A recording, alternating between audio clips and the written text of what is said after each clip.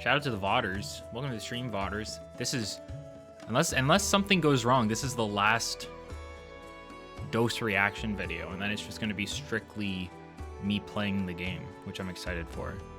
So let's go ahead and start on, let's head on over. Well, I forgot we left it here. I forgot it got left here. Hold on. All right, yeah. Let me turn this off. I forgot. Hello, Super Rad in chat. Hope everyone is doing well. Thank you. I'm very excited to see the Oblivion vid. Thanks, Crowley. The Oblivion vid will be out in June. At this point, I think I can well, I can definitely guarantee it'll be June. When in June, I'm not super sure. But I mean, I only really lost a day of work. It's not the end. I lost 2 days of work technically, because I have to redo one day, and then today was about fixing the issue. So I lost 2 days of work. But if I can record it all in 5 days or 6 days, and if I can then edit down the audio in another few days, it'll probably be early June. Probably early June, because I really want it to be, thank you, Pack. I really want it to be done before Armored Core, because I really want to play Armored Core. I'm excited. There's a bunch of games coming out in June, actually, that I want to play. There's Armored Core is coming out, I think 2 days before or after my birthday. And then after my birthday, the A Wonderful Life remake for Harvest Moon is coming out. And then there's another game I think System Shock's also out in June. And I think Final Fantasy 16's out in June. So there's 4 games I have to get this month. So I'm not super looking forward to that, because that's a lot of money, but I might do an Armored Core review for the new one, so that'd be cool. I can hold off on Harvest Moon, though I do really want to have a copy. I want to have a PC copy, because I'm tired of playing those games on the Switch, so we'll see. First streamer caught live. Welcome, Namebird. Great to have you. Hope you're having a great day. Shout out to all the new people. Thank you for all the follows and everything. Been playing a crap ton of TOTK. Same. I've been playing a ton of TOTK. My biggest gripe with that game is they made it so towers on the main world are very limited, and you only have to find a certain amount of them, which is great. You just kind of get it out of the way and it's no problem. But then you have to, if you want to go into the depths and do a bunch of stuff down there, there's a million lights you need to turn on. There's so many, and I want to have them all done, so it's really annoying. What did you end up thinking about Xenoblade 2 after beating it? I did not beat Xenoblade 2. I quit at chapter 4 because I was so done with playing that game, and then I watched all the cutscenes. I did not technically beat Xenoblade 2. There's lights down there. I mean, I don't want to spoil anything. It's really just a gameplay mechanic, but basically there's it's pitch black down there, so if you want to light it up, you have to hit these little root things, and then they permanently light up the area. I've been seeing the Korok abuse contraptions on Twitter. Yeah, that's been pretty funny. That's been pretty good. How's the dose video so far? I'm pretty refreshed, so not too bad. I remember being kind of frustrated with it at the end of the last stream. Not a Xenoblade fan as well, but I know those games have a shit ton of fans. I am actually a Xenoblade 1 fan. I love Xenoblade 1. I think Xenoblade 1 was the best of the Blade series so far compared to 2. I haven't played 3 yet, so the plan I have in my free time at some point, which won't be June because everything's coming out in June, and it won't be May because Zelda's out, I'm going to play through all of the Xenosaga games, and then I'm going to play through all of the Xenoblade 3 stuff, so the main game and the DLC. So that'll happen. Very excited for that. But I got to play through Xenosaga first. I've played Xenogears. I've played Xenoblade Chronicles 1. I've played Xenoblade Chronicles X. I've watched Xenoblade 2. I've seen all the DLC stuff for both 1 and 2. Xenosaga, yeah. Yeah, I hear the second one's actually abysmal in that one too, so it'll be interesting. Okay, I think we're good. We'll get into this in a second. Okay, here we go. If you don't remember where we left our, chapter 4 made me quit too. It was when you're chasing after the maid robot. It was so awful. And what's insane is like that became like a critical part of the story. So like if you just weren't paying attention to it because it was so stupid, it's this huge part of the story. But you don't realize it right away. It's like super weird. Yeah, Rex sucked in that game. The man couldn't play Xeno 2. I don't blame you though. I haven't finished it. I completely forgot about that part. Yeah, it was awful.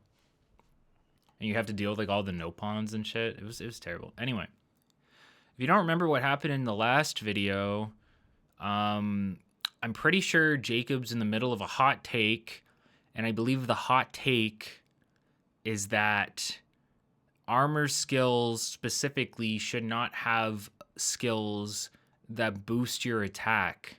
Those should be completely removed, and we should instead only have other skills like gathering skills or other unique things that do not raise damage at all.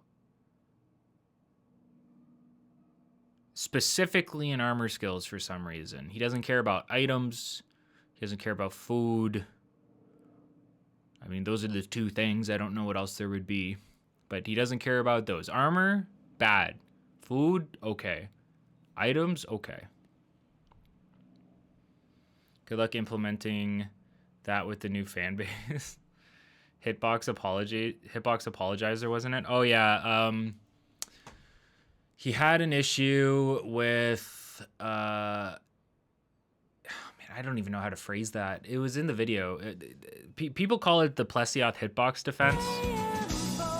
Wolf Forger, thank you for the follow. Welcome to the stream. It was the Plesioth hitbox defense where it was like, you know, because Plesioth had such a bulky, misshapen hitbox, you had to play more carefully, and you had to play around that, and you shouldn't complain about that because you can play around it, so you should just play the way that you have to play around it, I believe. And that shrinking the hitboxes to be an accurate size what made the game too easy or something, or like baby moded it or something. I honestly don't remember at this point.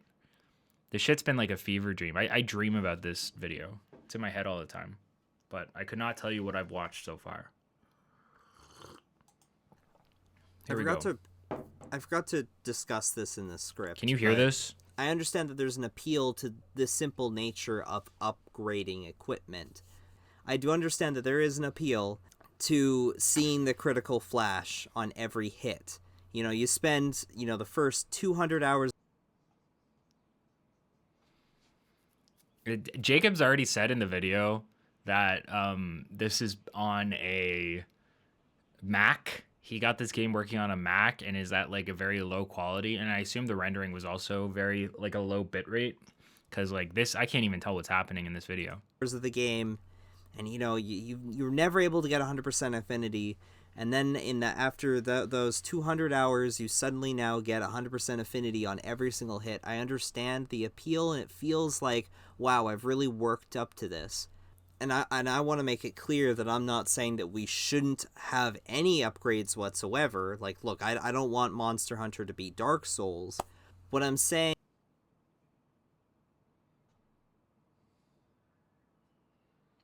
I assume he means armor skills specifically, because Dark Souls doesn't have armor skills. I don't know. If he means... Because, like, if he means upgrades, I mean, you can obviously upgrade in Dark Souls, so I don't know.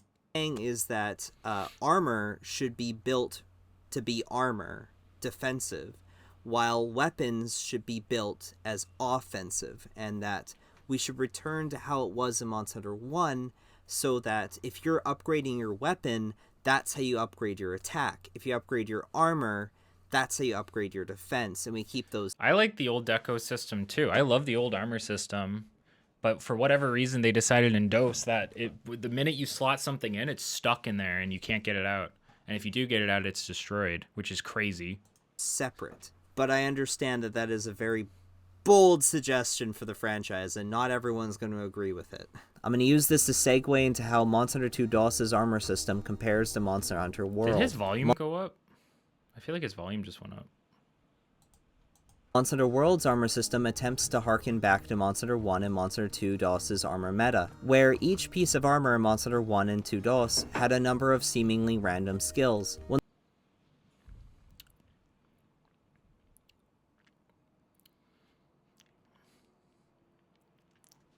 Were they seemingly random?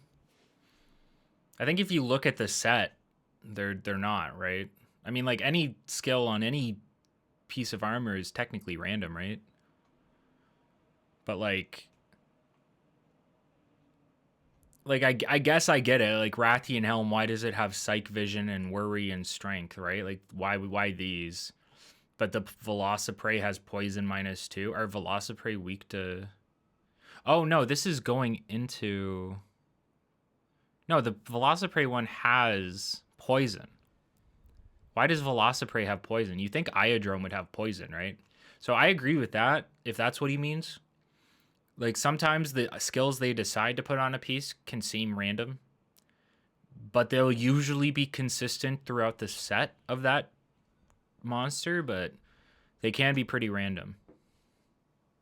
When the player prepares a full armor... Relic weapons are a completely different bag. That is like random stats and everything. No, the Velociprey is, he's losing poison here because he's looking at the Rathian Helm, which he has equipped, and going into the Velociprey Helm. So what it's saying is, you know, you have poison right now, but you're losing it, and in turn gaining this shit instead, I think. I think that's the comparison, right? It's like, oh, you are going to equip this. This is what you... Or you have this equipped, or you want to equip this. This is what you have on right now. Something. I don't know. Maybe I'm reading this wrong. I don't fucking know, man. No, wait.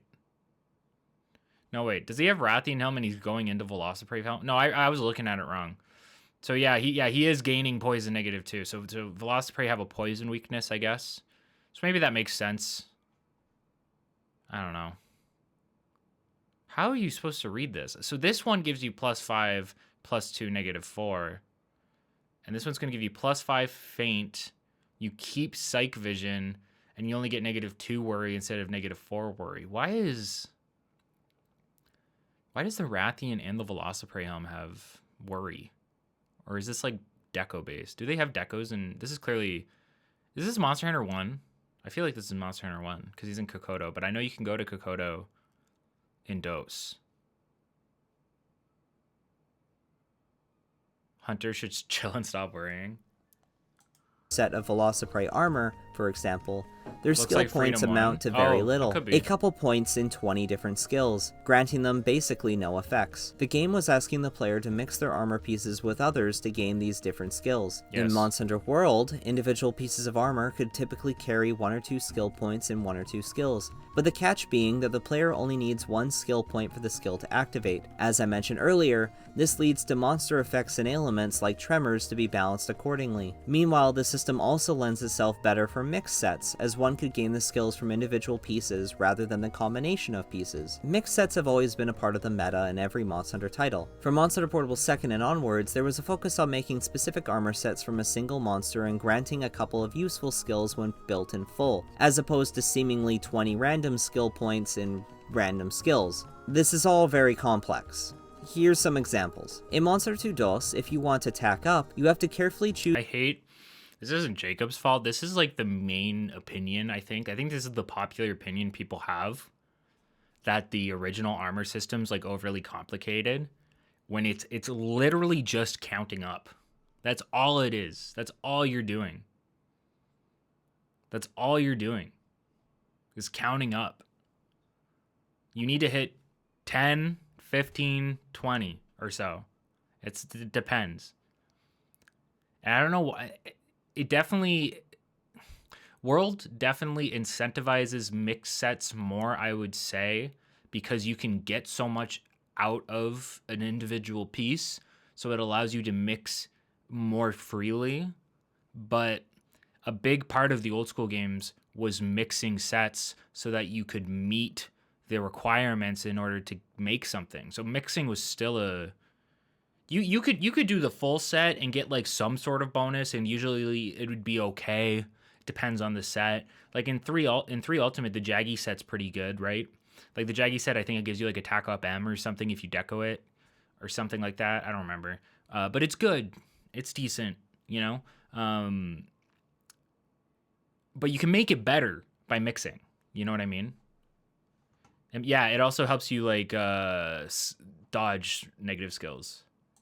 Choose 5 pieces of... Now the system's just completely brainless, which can be fine if you don't care about, like, if you didn't enjoy that aspect of Monster Hunter, like figuring out what sets work to make certain things happen so that you can even get the skill. If you didn't like that, then like whatever, it's brainless now and you can enjoy that. I still think that if they're going to keep the new one, they should just reintroduce negative skills so that there is some negative aspect to mixing and matching without thinking about it, because then you get like a more fine-tuned experience, which Monster Hunter is kind of about. You know, I'm not saying get like Armored Core levels of customization here, but like it's nice to think a little bit and like try to dodge things, because you feel more satisfied if you manage to do something and like dodge a negative skill or something. Of armor, they give you plus 10 attack up skill points. In Monster Hunter 3, if you want attack up, you craft Jaggy armor, or another armor that just has attack up when assembled in full. In Monster Hunter World... Yes, but you're missing out on like... There's so many other things that you could get out of that set if you like mix and match and added decorations and stuff like that. Like attack up, you're getting attack up small at that point. It's nothing crazy.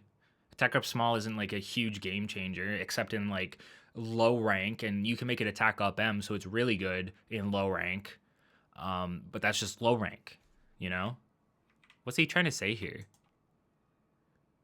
DOS, if skills. This is all very complex. Here's some examples. Maybe he's not making a point, maybe he's just doing an example. In Monster Hunter 2 DOS, if you want to attack up, you have to carefully choose 5 pieces of armor. They give you plus 10 attack up skill points. Oh no, he is saying that this is better because you have to pick and choose. Again, that's one skill. This would be the 3rd stream, Koichi. We usually like do a stream and then we play the game, do a stream, play the game. Well, each is a stream, but you know, watch the video, play the game, watch the video, play the game. You still have to mix and match in 3 Ultimate. He's just comparing one skill. In Monster Hunter 3, if you want to attack up, you craft Jaggy armor, or another armor that just has attack. Thank you for the follow, Canada Postal. Up when assembled in full. In Monster Hunter World, if you want attack up, you craft 1 piece of equipment that gives you attack up. So again, Monster Hunter World seems like a step in the right direction, but they introduce... What does he mean, step in the right direction? What does he mean by that? Is he saying he prefers like not having to think about it?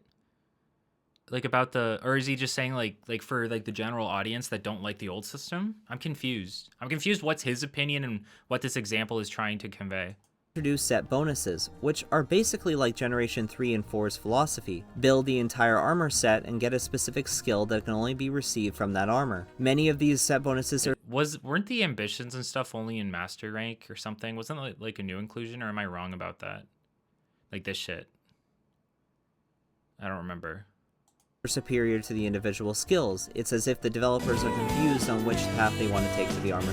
Hello, you. Super Rada. Rada? Why did it say Rada? Thank you for the sub, Guarana Juice Boy. Appreciate it. System. Ambition is on low rank? Okay. Individual pieces and mix sets, or full same monster sets. Monster 2 DOS, like every Monster Hunter title before Monster Hunter World, separates Blade Master and Gunner armor into separate categories. Did they do that in G? I think he's right. But did they do that in GU? I don't remember. I think they did. You agree that combining them was a good change. The separation only really doubled game time overall if you happen to be a collector. If you happen to be a collector, I think the difference between the two was much more interesting because it allowed for it made it so that it was more incentivized to be careful as a ranged character and like stay at range because you had very low defense. And it allowed you to be able to build a set of a monster that you might enjoy, but you aren't getting a bunch of ranged skills. You know, you're getting specifically Blade Master skills. They might still not be the skills you need but they're Blade Master skills. So you have more options in terms of what monsters you can decide to fight and gain parts for in order to make armor pieces if you want to wear those in combat between the two of them. And I think a lot of people are like now realizing that they would actually like gunner armor to come back, because I think it's just a better system overall. Like I don't like I guess gunners just have the same defense as blade masters now in the normal games, right? Which seems broken as hell in my opinion, because every game heavy bowgun is already busted to shit. And now it's like a Fortnite game in World and Rise. My bad. World and Rise, it's like gunners are just fucking crazy now. Your set only works when it's done or nearly done, which may be perceived as negative. What do you mean by that? We do as a bowgunner, especially with the shield mods, it's kind of broken. That's insane now. The entire point of having ranged as weapon type changes defense? What? Really? Okay, so it is different. So it's not the same.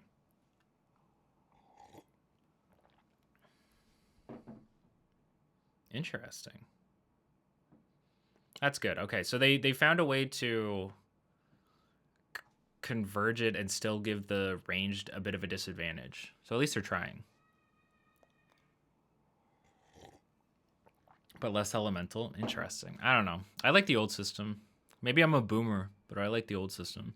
Downside is that it did remove the fantastic armor designs for gunners, and that's up to the individual if you were okay with this. Personally, some of the gimmicks between Blade Master and Gunner I found to be pretty cool. I liked how the Kezu armor for female was, for the Blade Master, a nurse, and for the Gunner was a bandage patient. We do get the alpha and beta set system in Monster Hunter World, which is designed for prioritizing decorations. The visual designs, however, still catered more to Blade Master rather than the Gunner aesthetic. Monster Hunter Rise has ditched that, and there is only Blade Master designs. Monster Hunter World also removed the negative skill.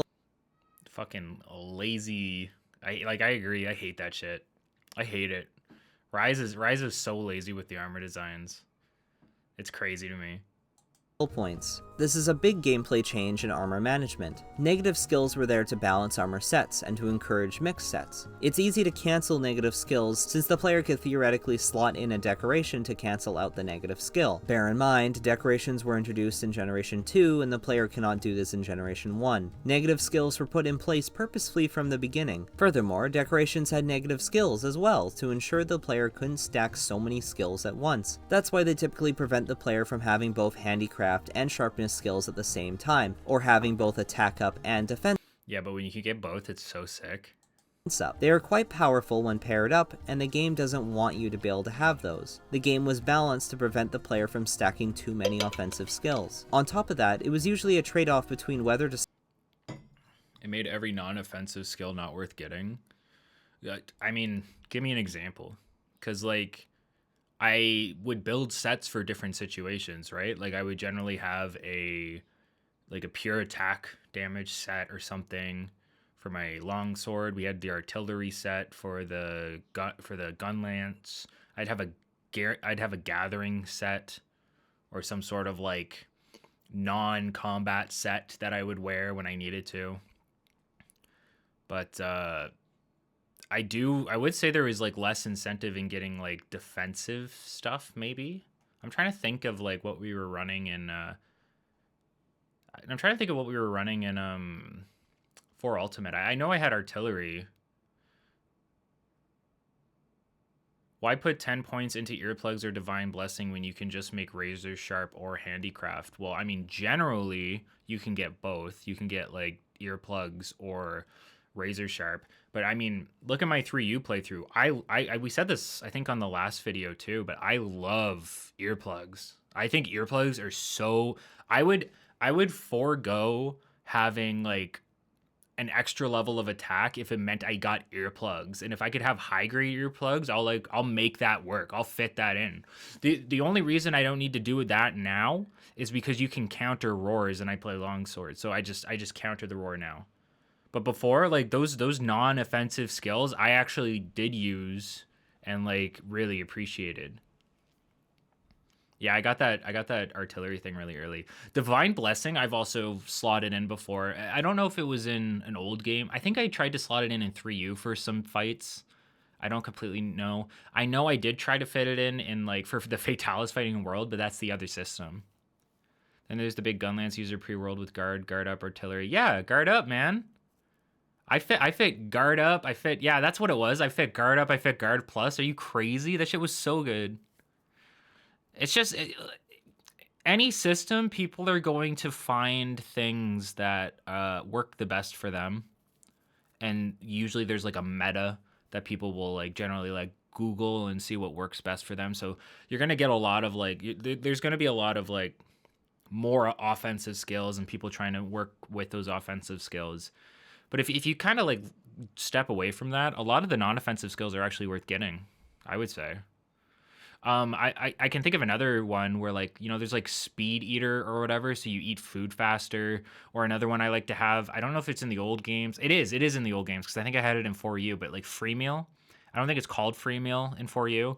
That is like a blessing of a skill to have. Free Meal is so good. So I wouldn't necessarily, I could see how the old system could hinder that for some people, but I don't think it's like a everyone type thing. I definitely utilize some of the non-offensive skills. Now that I've used it, I don't think I can live without Evade Extender. Evade Extender in Rise is just insane. That is like an insane ability. Slot in something to remove a negative skill, or use the open slot to gem in another positive skill and just deal with the negative skill. I should mention that the negative skills aren't really required to balance the game. While I do find the Monster World system is extremely unbalanced as it offers the player too many options to stack abilities, adding negative skills isn't exactly the best solution. The best solution is to simply offer less options to stack abilities. Monster Hunter Rise thankfully is attempting to fix this issue. Rise is probably my favorite game for mixing sets. There's no overpowered set bonuses, and he made this before Sunbreak, but even then,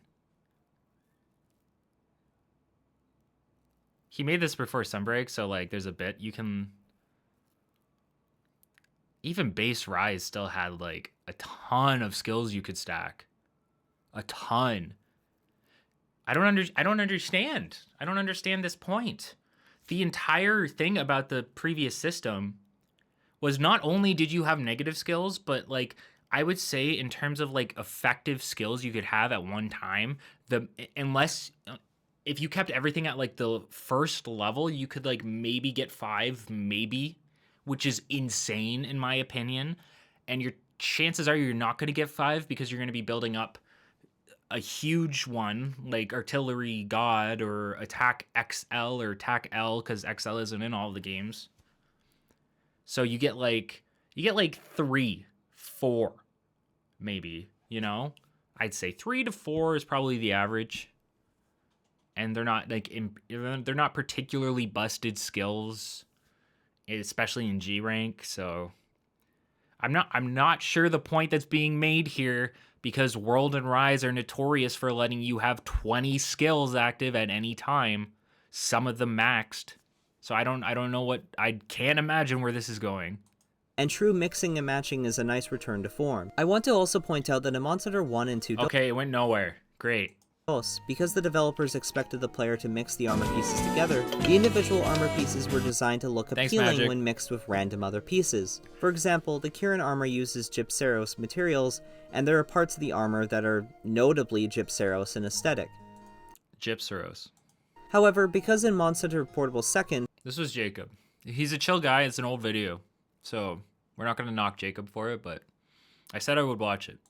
And onwards, the armor meta was changed to complete sets that were designed to be worn as complete packages. This results in some of the mixed sets in Monster Hunter Rise to clash aesthetically. But that's just an opinion. I said it's because they're mixed sets.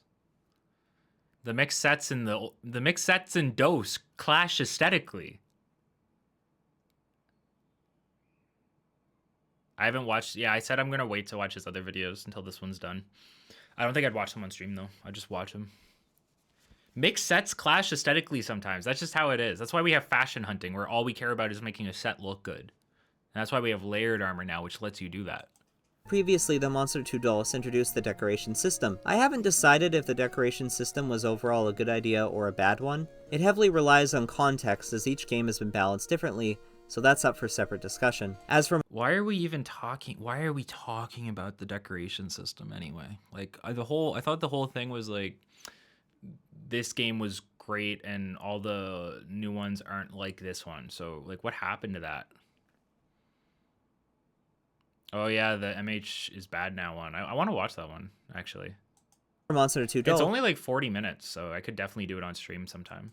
the decoration system was a little rough. The players can only slot them in or remove them via the blacksmith. The player cannot adjust their armor decorations through their item box, and decorations could not be transferred via saved equipment loadouts. Decorations didn't require many materials to forge, but that was to balance the fact that decorations would be lost forever if the player removed the decoration, or during specific upgrades to the weapon or armor it's slotted in. Yes, I'm serious. It would just disappear. Moving on, Monster 2 Dulce also introduced... He said, like, I don't know if I like this or not, right? But, like, the way he just described how fucking awful that was is how he describes everything he likes in the game in comparison to the old games. So you would think you would like that system. Introduced the ability to upgrade armor, though armor spheres were not used in this game. It was a system just like the weapons, where upgrades are required through a variety of monster materials. That's ass, by the way. Like, going to armor spheres was, like, such a better idea. Like, you are, what's the word? Like, extending the life of your you're stretching the life of your product to obscene lengths by making monster parts be a requirement. Like, that's great. Like, for armor, because you always have 5 pieces, so that, like, each of those pieces, if you want them to be max, you have to put a ton of materials into each one, which is crazy. Plus your weapons, just insane. And Frontier does do it, you're right, but Frontier is 1, an MMO, and 2, they added that system where you can like get shit from the shop, right? I'm pretty sure. Unless that was private server only, but I don't think it was. This is interesting because it actually puts more value on the upgrade, and the game expects the player won't... The dose is chill. You just gotta like not try to do fucking everything in it. You know? Dose is chill. So far anyway. We have to wait until we start fighting shit like the Lunastra, which is at the end. But like if all you're doing is focusing on like, you know, building a new set, upgrading like a singular weapon or 2, and just trying to progress the storyline, like it's a chill experience. And you got to remember that, like, again, everything from Jacob's viewpoint comes from not having access to the hub. So hub is not even, this is like one of the big issues with the video. He doesn't even try to equate hub into the video. So like money issues, material issues, stuff like that, things that you might think are developer intended, as is used in the video a lot, aren't developer intended, because the intention of the game is that it's a co-op experience where you'll go online and you'll have an easier experience because you're playing with other people. Won't be able to easily upgrade their armor to its max level at any given time. Similar to the values of monster health points, monster attack values have also been bloated to match the high defense numbers possible in recent Monster Hunter titles. It's completely reasonable to balance the game accordingly. Though, I bring forward the statement, the developers wouldn't need to bloat the damage numbers if they didn't increase the defense numbers so high to begin with. Armor spheres were introduced in Monster Hunter Portable 2nd. Who cares? Who cares? Like, if who cares what if the monster's damage number is higher, if it and my defense number is higher, if it produces the same effect in one game to the other. If it's balanced, it doesn't matter. If Rathalos does more damage in 5 than he does in Dose, it doesn't matter, because my armor in Dose is prepared for the Dose Rathalos, and my armor in World is prepared for the World Rathalos. Like, I don't understand. They're just numbers. Like, who cares? They were essentially just streamlining upgrading armor so it's less effort and game time, though armor spheres were locked behind different quest ranks. It formed an artificial barrier of when the player... People really hated when 14 did it, yeah. 14, like, did that a while back where they, like, changed the values of attacks because the numbers were just getting too big. But that's because, like, they're displaying them and it was just becoming too big. It was really funny, actually. could upgrade their armor. Monster 2 Dos also does have an artificial barrier of when the player could upgrade their armor. Usually the game requires a Remobra carve to upgrade all armor pieces at some point, and the player can only find Remobra closer to the end of the game, at the volcano or the tower. Artificial thresholds for upgrades are fine, it prevents the player from being too powerful too early. The more nuanced Wait.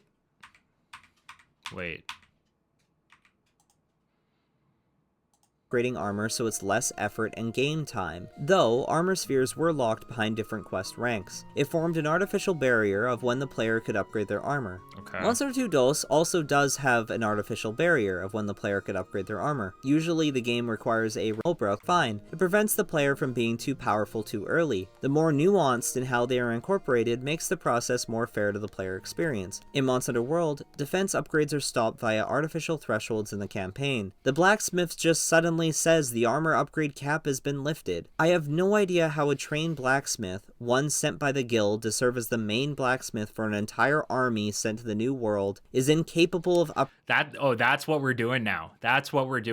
We're questioning the logic of the world of the game in Monster Hunter. That's where we're at now. I don't know how Plesioth can hit me when it's not touching me. Explain that one to me. Like that is so, like, you're just pulling hairs at that point. It's literally the same thing. Armor spheres requiring a monster part that you can't get yet, and the blacksmith just saying, fuck it, I'm not ready to make that for you yet, are all the same barrier. They're just presented differently.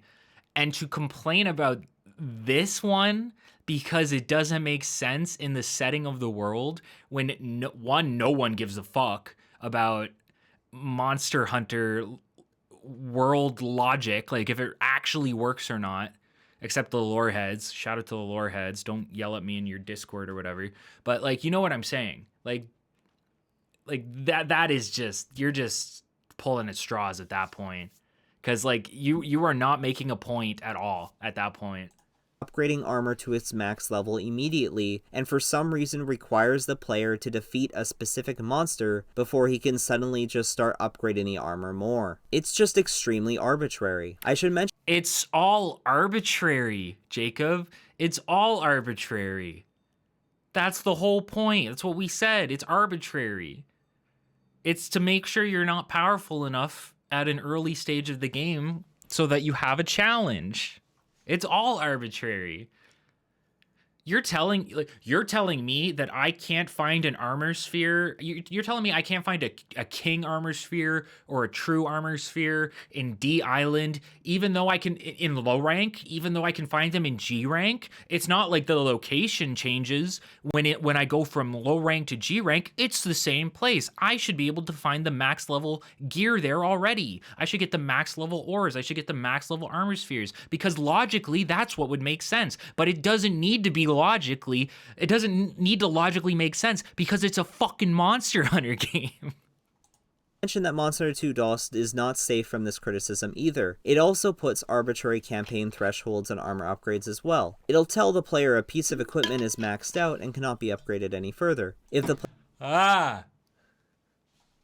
player assists the blacksmith lady with her requests, her forge will upgrade and she will hire some more assistants to help her. Suddenly now the player can now upgrade their armor further. The difference is that it's just a bit more organically integrated compared I'm gonna kill myself in Minecraft. Literally the same issue in world. And literally the same issue in world, except this time you, like, helped in some way, and therefore it's more organically integrated. The old game, you would have to progress through the story, unlock new materials, help people out, and through doing that, the village started to succeed and grow. Like in the newer games, right? World, Rise, more stuff becomes available to people, and therefore may allow them to be able to do things that they weren't able to do before. These are like the same thing. This is the same To thing. Monster Hunter World, the developers implemented campaign thresholds on armor upgrading because they changed the way armor spheres work in Monster Hunter World. In previous titles, the player only needed one armor sphere to upgrade an armor by a single level. In Monster Hunter World, armor spheres are worth a different number of points. A regular armor sphere is worth 1 point, an armor sphere plus is worth 5 points, and so on. To upgrade armor, the player must stockpile these and spend them all at once. For this reason, the player doesn't actually need a higher rarity armor sphere, they just need a large number of lesser ones. I love the mental image of a hunter manually bringing 2,000 armor spheres and having the blacksmith fuse each and every one to one piece of armor, and then repeating this process 4 more times for all the other pieces of the armor. This is why they implemented the sudden upgrade cap removal thresholds, though I'm not sure why they made the change overall. Now we just have these extremely high numbers of armor spheres, which used to be accomplished with only one armor. He's right about that. I don't like that change. I didn't understand the reasoning for that change. Like, just make armor spheres more sparse like they were before. I don't necessarily care about the cap. I don't care about the cap. Like, if you're gonna stop me from getting to a certain spot, regardless of how many armor spheres I have, but like you wouldn't. He's right. You wouldn't need that artificial, like you wouldn't need the cap where it's like, I can only get you up to this level if we went back to the old system of armor spheres. So that is true. That is true. Armor sphere. Armor spheres are just another example of streamlining, but it's caused armor upgrading to be arbitrary. It's essentially just... Bro. It's all arbitrary, bro. It's all arbitrary. a mandatory requirement to fully upgrade armor to max level as soon as it's available, because the game is balanced knowing the player can be at full defense at all times. Why doesn't the game just give the player the armor fully upgraded immediately? What? What? That's not true. Wait a second. What? That's not true at all. Accomplished with only one armor sphere. Armor spheres are just another example of streamlining, but it's caused armor upgrading to be arbitrary. It's essentially just a mandatory requirement to fully upgrade armor to max level as soon as it's available, because the game is balanced knowing the player can be at full... I don't like that he's showing 3U for this, because 3U is not balanced in a way where it assumes that your armor will be fully upgraded. Like, who told you that? That's not true. We soloed G rank. Do you like? We soloed G rank. I couldn't even get. I don't know if he shows it. He doesn't show it, but I couldn't even get true armor spheres like consistently in that game because we were playing it on emulator, and so we didn't have the Granny DLC, and she sells them at some point. So I don't understand where that came from. I don't know where that idea just came from, that the game is balanced around the idea that you'll be maxed at all times. I would say Rise's end game is maybe like that, because that game's end game gets to a point where some of these criticisms would make a lot more sense if he was focusing on those specifically, and probably more specifically Sunbreak's end game than base Rise.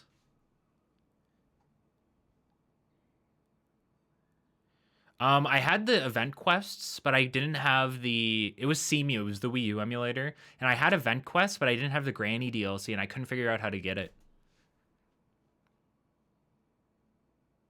3U does also give you the defense, but like even if we were just talking about Try doesn't expect the set you're wearing to be at its full defensive potential. That would be insane. That would be crazy. Like, imagine I made a set and I couldn't win the fight anyway. Like, I made a relevant set to my rank, and it was still not enough because the game expected me to, now that I have this set, to go fully upgrade it. That's not true. That's just not what the game expects. You offset some of the damage you're taking by preparing better and bringing items and stuff like that. Maybe drinking an armor skin or eating for it or something like that. Like, in no way does the game before potentially like some crazy end game like in World and Sunbreak, or an Iceborne and Sunbreak, does it expect you to be at max defense at all times? Full defense at all times. Why doesn't the game just give the player the... An end game in Sunbreak does expect that, I would say. I mean, I don't do anomaly quests, so I can't speak on anomaly quests or risen monsters, because I just couldn't be asked. But maybe. armor fully upgraded immediately if the player can just upgrade it anyway. Monster Hunter 1 seems to be the only game that has this figured out. It's also interesting to note that the Palico equipment actually never gets upgraded. It has fixed defense upon creation. I appreciate Monster Hunter 2 DOS because upgrading armor is more complex. There's even times where it gives the player branching paths for the armor, similar to weapons. The player can choose the piece that gives them the skills they prefer, or what looks fashionable. The player can't always just upgrade every piece to max immediately. There's more So when he says upgrade to max immediately, I am assuming he's talking about at a point where he has all armor spheres available to him.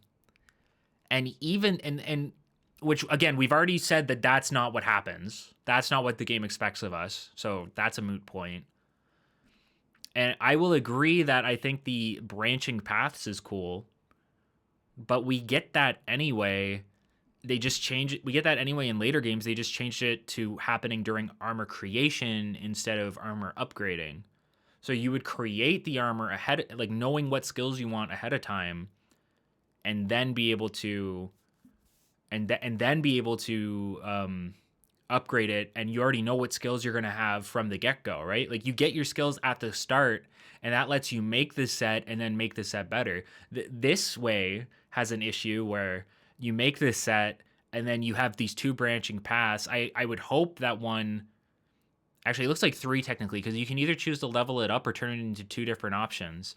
These two options could, if you didn't know these two options were coming and what skills they would have, you may have no idea that you could build a set by upgrading to this point. And so this could, if you see like, oh fuck, this gives me an ability that I didn't know I could get, but it would really make my set better. But now I'm gonna have to go back and change a bunch of other stuff, build new stuff, and upgrade new stuff in order to make it work.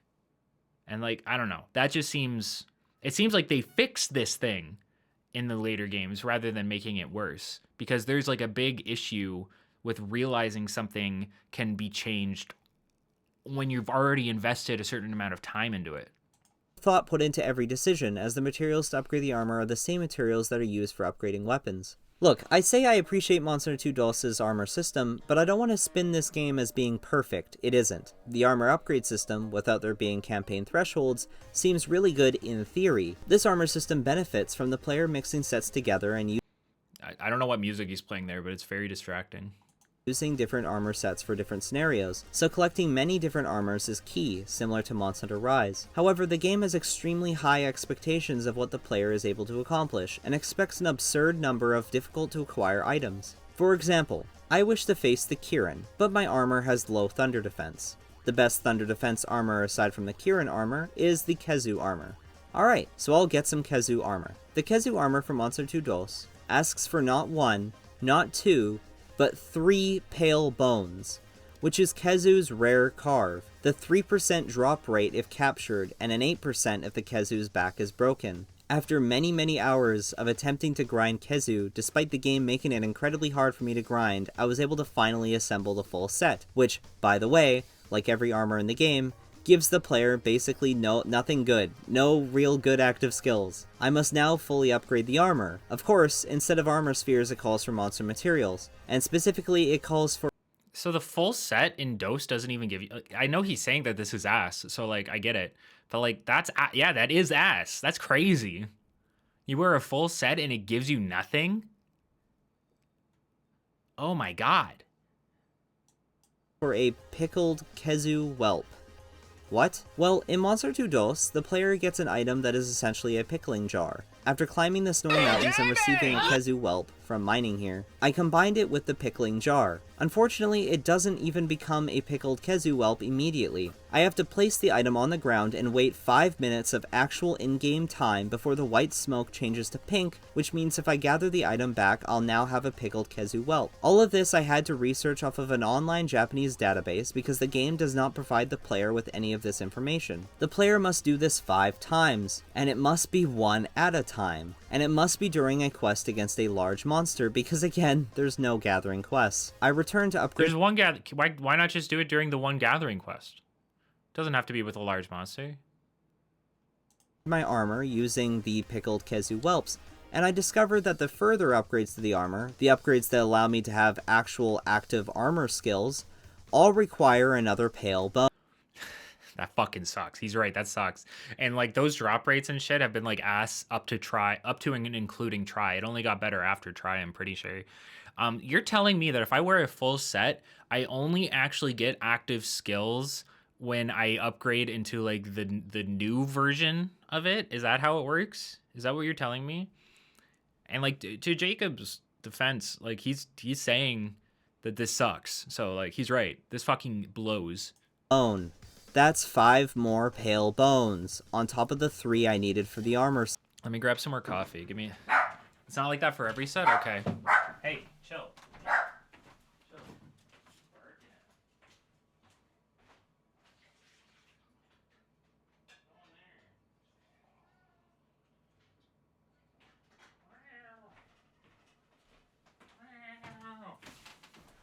Hey, well, come lie down.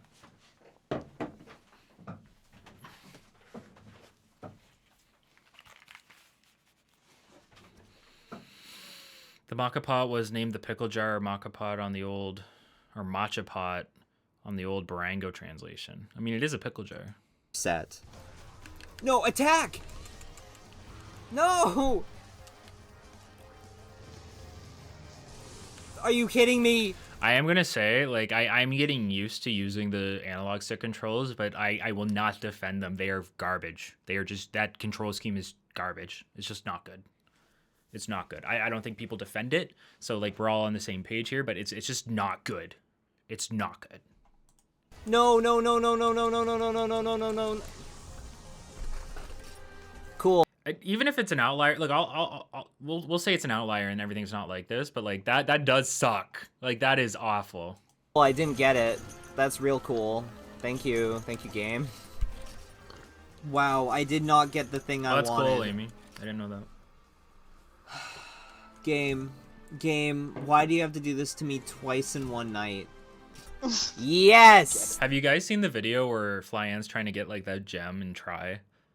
And I think he was streaming his attempts to get like 3 of them or something like a wyvern gem for like ever. And it got to the point where he was like photoshopping into his stream the icon for it so that, and then he would like activate it on the reward screen to like fuck with his viewers to make them think he got it, and then he'd like tell them he didn't actually. Oh, it's so funny. Thank you, game. Thank you, thank you, thank you, thank you, thank you. Thank you. To be fair, this is the Monster Hunter experience, man. Like what Jacob's going through here. Like this is what it's like. Thank you. Thank you. Thank you. Thank you, game. Thank you so much. It's a common trend that Monster 2 DOS does not play to its strengths. Thank you. While it can set new standards and pioneer the armor upgrade system and decoration system, it goes about it in the most grueling way possible. Of course, the developers would streamline this in Monster Portable 2nd, because it clearly needed some revising. However... Yeah, but like you like what... we need to have like a consistent idea of like what streamlining is okay for Jacob and what isn't. They over-streamlined it and has ultimately ruined armor upgrading altogether by making it mandatory yet effortless through the armor sphere system, thus making the whole system arbitrary to begin with. Again, why have an armor sphere system at all, if all the player was going to do was just upgrade the armor to its maximum defense immediately anyway? Stop saying that. Stop saying that. Because a huge part of the game doesn't allow you, you don't need to do that. And you're assuming that everybody has all the armor spheres that they need at all times. That's not the case. That's not how the game actually gets played on average. Alright, enough about equipment. This was the longest section of the video so far, but the next one is a doozy. So if you feel you need to take a break, God. I don't blame you. Fuck. I have to tell you that writing this, it required a lot of research and many hours of Monster Hunter. So I really hope people watch this, and I really hope people share this and actually listen to the things that are being said and understand that the game that they're being sold by Capcom could be better. Anyway, I mean, that's there's true. still more. That's true. So we're moving on.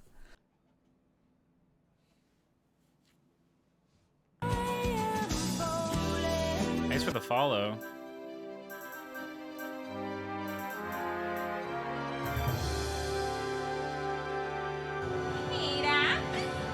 Damn.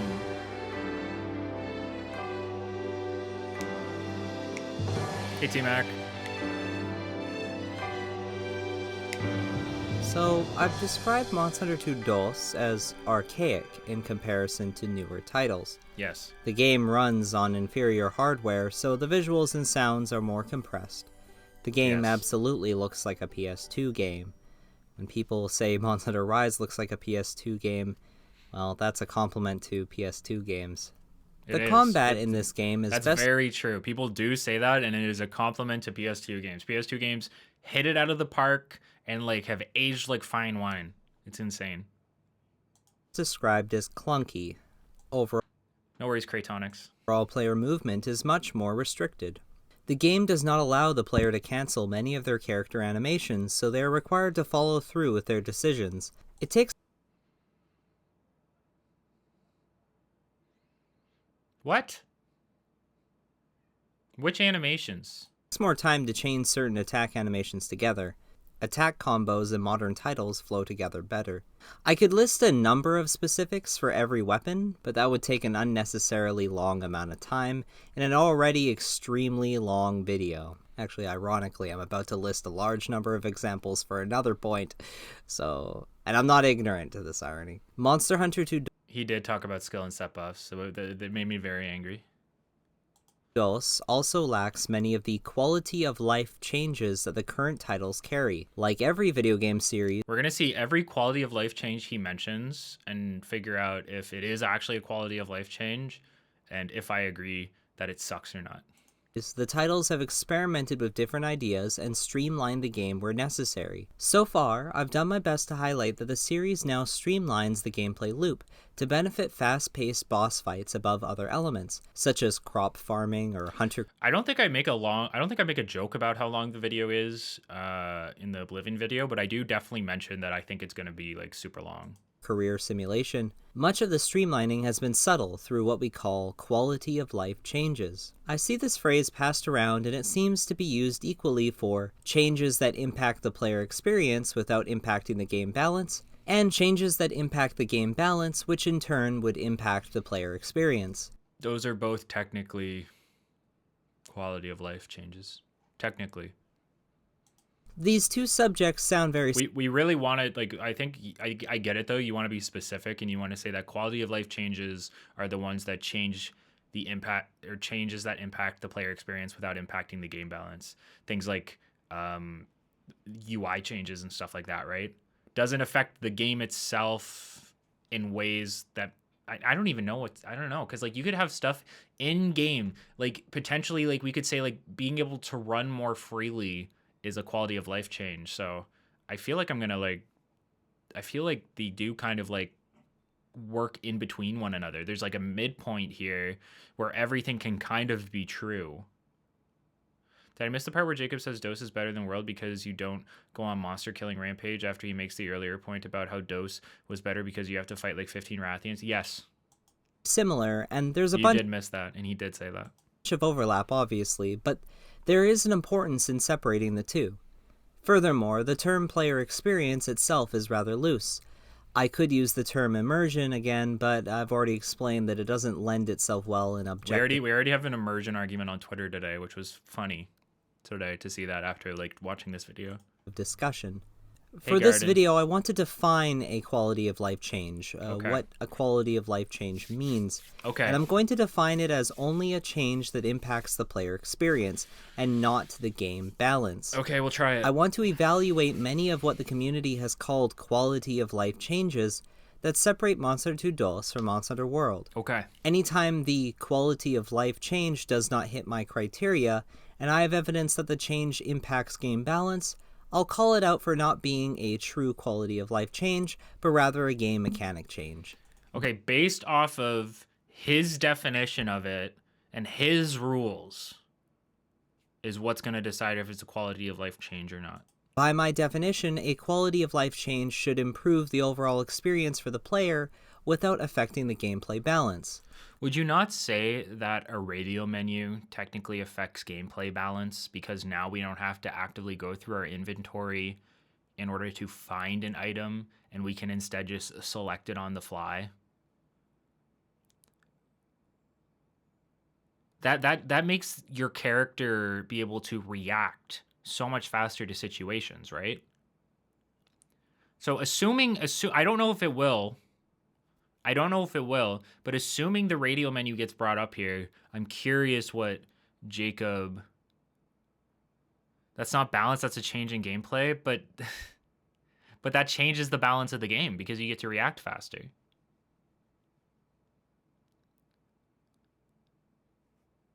Right? The game now needs to be... The game has been changed in that sense. The balance has shifted, right? You are faster.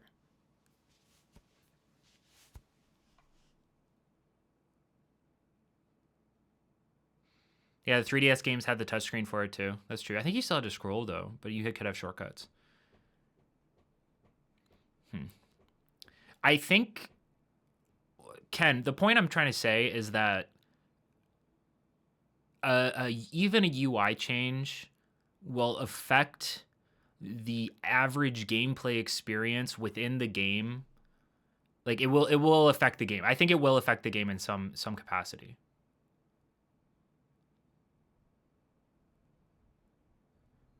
I don't agree. Like you have to, like, there's a huge aspect of like going through, especially if you prepare a lot, you have to go through your menu for quite a while to find certain items.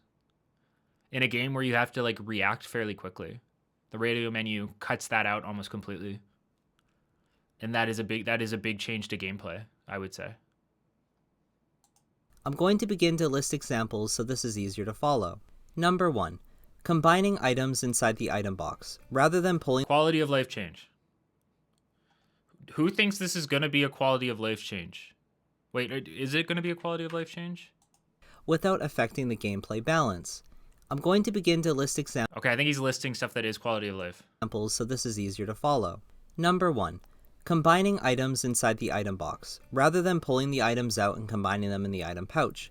I mentioned this before. I consider this a quality of life change because it does not affect gameplay balance. The player can still craft items in their pouch if they wish, but it saves a few seconds of time overall. Logically, this makes sense. A player character should... I know, he made some... He doesn't agree with a lot of the stuff in the video now, etc., etc., etc. I've made that... What's the word? What's the word? When you...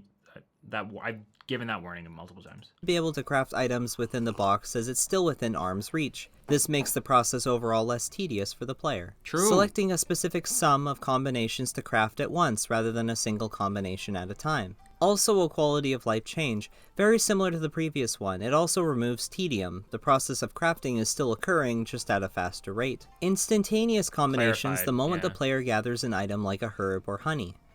Questionable, you didn't miss anything. But overall it seems to be the same as the previous two examples. When the player gathers items with the intention to combine them, the game will combine them on the spot if it's safe to do so. This is a feature that the player can actually turn off if they'd like. Yeah, I think that adding that was weird, but the fact that you can turn it off is whatever. Are there other things in Rise that you use flash bugs for now, or is it just flash pods? It mostly just removes tedium. It can affect gameplay, such as gathering honey during a fight with a large monster and immediately getting a mega potion. Okay, hold on. I actually have to go to the bathroom. I'll be right back.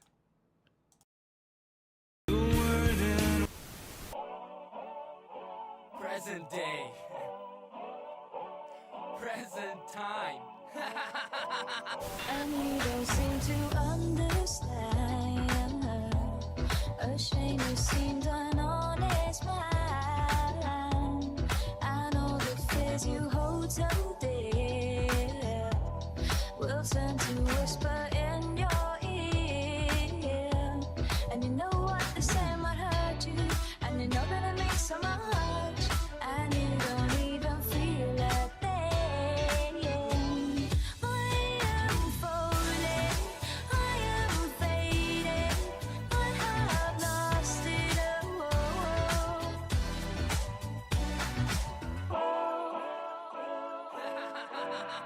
And you don't seem the lying kind.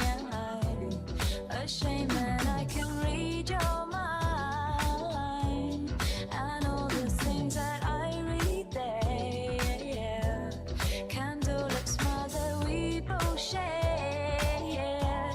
And you know I don't mean to hurt you, but you know that it means so much, and you don't even feel a thing. I am falling, I am failing, I am drowning. Help me to breathe. I am hurting. I have lost. I'm back. All right.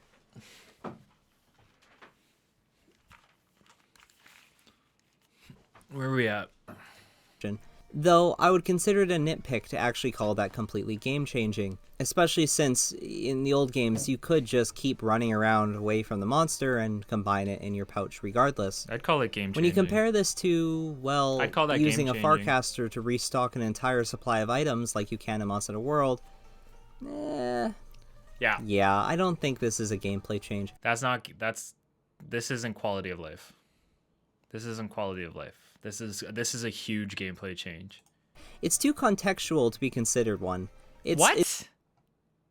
It's a quality of item. You compare this to away from the monster. Wait, and he's saying that this isn't a game. He's saying the tent is a gameplay change, right? a Farcaster to restock an entire supply of items like you can in Monster Hunter World. Yeah, I don't think this is a gameplay change. I'd say they're both gameplay changes. It's too contextual to be considered one. They're both gameplay changes. It's a quality of life change. They're both gameplay changes. Number 4, combining items without the use of a book of combos or armor skill. That is a gameplay change. If he says that's not a gameplay change, I'm gonna fucking lose it. This is a gameplay balance change, not a quality of life change.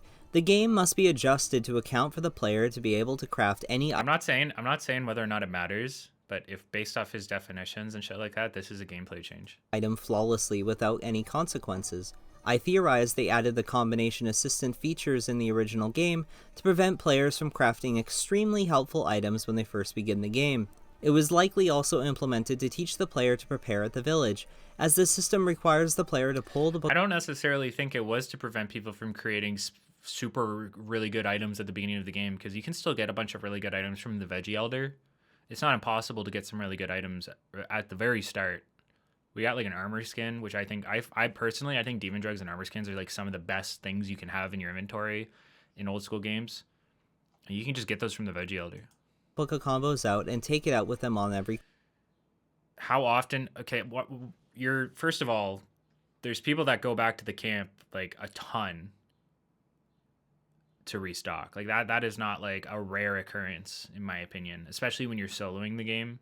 And anytime that you cart, you're immediately you're back at the camp, which means that you basically just should restock so that you have all your healing items again. So that is first of all, the camp itself, like I don't know, I can't imagine any of us are disagreeing that that's a huge gameplay change and completely changes the culture of a hunt. Like that is not just a quality of life change. That is a massive, massive change. Hey, Risey. I do not think camps are good. I hate camps. I hate camps. I've always hated camps. Request if they intend to combine out in the field. Likewise, in Monster 2 DOS, the player is required to pull out all of their books of combos. If they were only for fast travel, they would be less intrusive and fine, in my opinion. But they completely change how you have to. They completely change how you have to consider hunts now. Their item pouch anytime they combine items. I can see this as tedium being removed. Camp restock should be limited to capacity, in my opinion. Like, you're only allowed to bring 5 mega push and 3 flash bombs, etc. Infinite on expedition is probably fine, though. Expedition, whatever. Oh, it's awesome, Risey. Congrats. What were you playing? Moved, but it also affects your supply levels when you're out in the field, how much space you have in your item pouch, and also, it does cost money to buy these books of combos, so I call this an overall gameplay balance change. Nice. Now, on its own, the fourth change appears to be inconsequential on its own. It's just that when it becomes paired with the other 3 changes that I've already mentioned, it starts to have a heavier impact on the game overall. I feel this has become extremely inconsequential because in Monster Hunter World, the player can now just Farcaster back to the base and restock all their items at any point during the quest. I'm firm on this being a gameplay adjustment.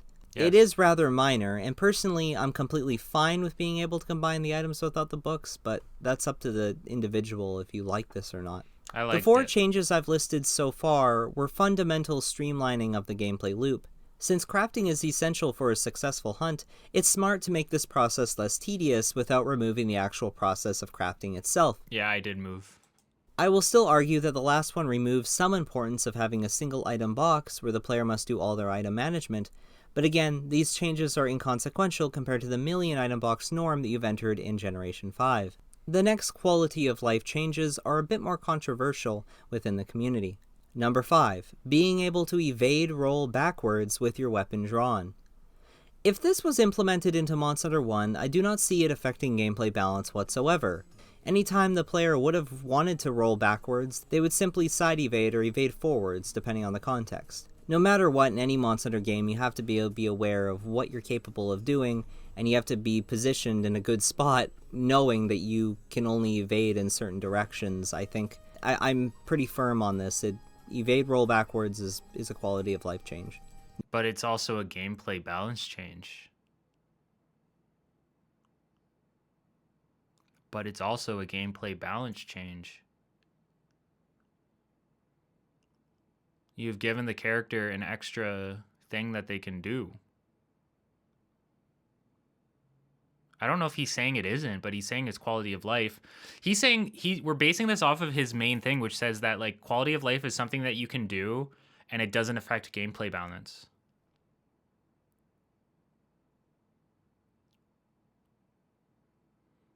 Number 6. The ability to cancel the use of consumable items, usually through evading. Again, if this was implemented during Monster Hunter 1, I don't see this affecting the game very much. If the player But it wasn't. But it wasn't introduced in Monster Hunter 1. makes a mistake in consuming an item at the wrong moment and gets hit, the consumable isn't always used. If the player makes a mistake in consuming an item at the wrong moment and evades, the consumable isn't always used. It depends on timing and context, of course, but the player is still taught to be careful of timing of using items. Is this the walking while drinking potions thing? This completely changed how items work in a hunt. This completely changed your relationship with items in a hunt.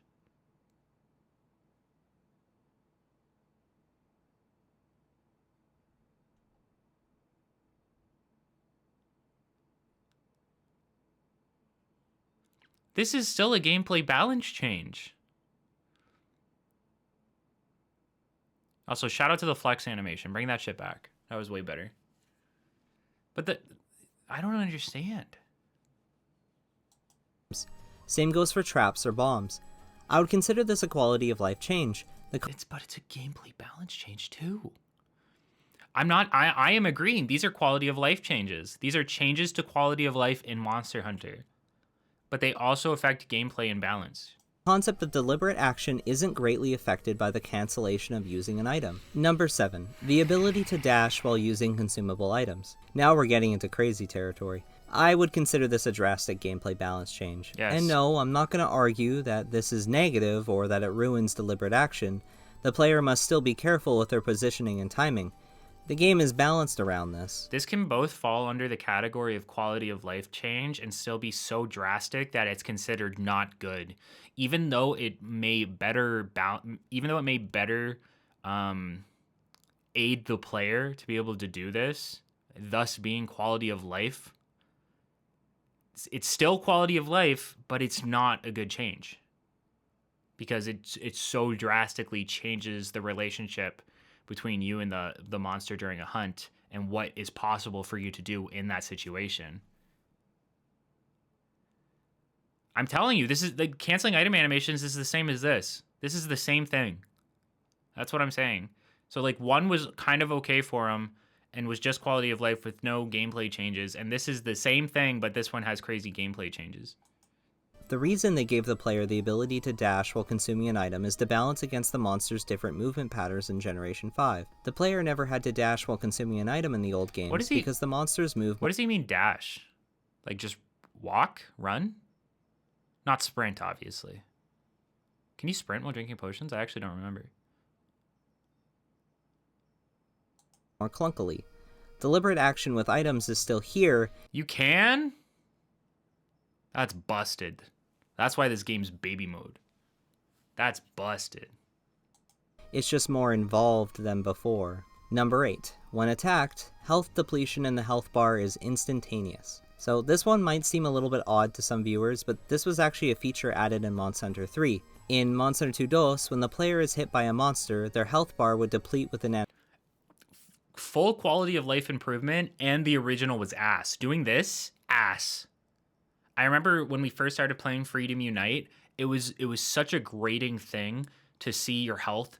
You not immediately know where you were in terms of health, because depending on how much damage you took, and like if it was like a lot of damage but not crazy, it would go down very slowly until it hit a point, and you'd have no idea. Awful mechanic, and they fixed it in later games. Animation, where the green slides down the bar to its new depleted position. I consider this a quality of life change. It's really inconsequential to the gameplay balance. It would be like half a second the player wouldn't be able to see where their health is. So did he think number 7 was a quality of life change or not? Because according to his definition, it isn't, but I thought these were all lists of things that he did consider quality of life. Personally, I'm very happy with this change. Number 9. The camera can be positioned inside walls. Throughout the Monster Hunter games, the camera has improved a lot. Many players on majority consider the camera to be improving. I would say that's almost purely quality of life. You can make an argument that it affects gameplay and balance, but I would say that is almost purely quality of life. Almost. I would say that like because it's like the radio thing, because it allows you to do things a little bit better. It's technically a gameplay and balance change, like slightly, but it's pretty much quality of life. Camera no longer gets stuck on walls. And actually on that note, number 10, the implementation of a target camera. There's a target camera function that helps keep the camera focused on the monster, sort of like an auto cam, auto target. To me, this does not affect immersion, but it does affect the gameplay experience. Getting cornered. Where did immersion come from? Where did immersion come from? We're talking about if it affects gameplay. Don't throw immersion in there to try and like mellow out the idea. No, it affects gameplay. That's what we're talking about. That was your point. Cornered by a monster in a fight isn't in the player's favor, regardless of which entry in the series. I have never had to use the target camera. I've trained myself to just constantly reposition the camera during combat. For this reason, I do not believe either of these camera changes. I believe the target camera is only crucial in like for you if you don't have the right analog extension, because it really helps you deal with like the nub and stuff.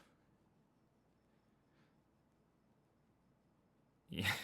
I mean, he's not saying that, Kermit, but I think even he's saying like the change is decent. Changes affect gameplay balance. They are simply quality of life changes. I mean, like, if I'm still using the old system from the original game and there's no real difference to how the game plays, yep, I don't think that's a gameplay change. Number 11, small monsters stand back while the player is fighting a large monster. That's a gameplay change. I made a point of this in part 5 of the video. This is a gameplay change, not a quality of life change. Monster 2 DOS is a very different experience. The game is built around the small monsters being It's technically quality of life. Technically. I would also say it's just a gameplay change, but I just want to make it clear that his definitions that he's basing this off of are so arbitrary and not consistent. It is a quality of life change that these monsters no longer tear my shit in aggressively in an unrealistic manner while a giant threat apex beast is attacking me. That is a quality of life change and is almost better for immersion, in my opinion. a part of the fight. I've alluded to this before, but as the series has gone on, the importance of small monsters has been mitigated. Most players will agree it is less annoying to manage the small monsters alongside the large ones, but have any of you noticed that in their absence, monsters do more AoE attacks? The game is balanced differently now, plain and simple. Number 12. Holding down a button instead of tapping the button to gather items and carve monsters repeatedly. This is very clearly a quality of life change. It doesn't affect gameplay balance whatsoever. Change, you though. just hold a button Bullshit down, change. Whatever. Number 13. Bring back crouch instantaneous carving. gathering of items. This is a gameplay change, but really only because it is coupled with the instantaneous crafting. This is just for herbs. This is just for herbs, right? Because he already talked about how mining still takes the same amount of time. So he can't just mean like he just means herbs. It has a huge effect on bowgun ammo creation and potion supply levels. It streamlines receiving the supplies needed for the hunt. Actually, now that I think about it, this one might be up for debate. I'm gonna kill fucking. Ugh. Number 14. In-game wiki on monsters, including carves, part breaks, Quality and of life weaknesses. change. The game providing a wiki for the player is arguably a quality of life change. The older monster notes in the older games would usually refer to a monster ecology over advice on how to kill It's the not monster. arguably a quality The of life downside change. to including these notes it's is objectively that the one. game would need to be balanced to match the player's full understanding of monster weakness, and I believe it has affected the monster. What?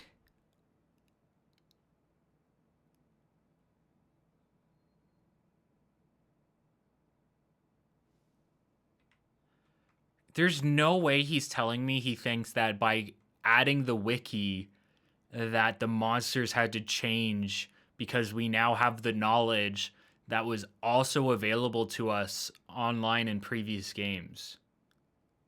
There's no fucking way you're making that argument. That's crazy. On how to kill the monster.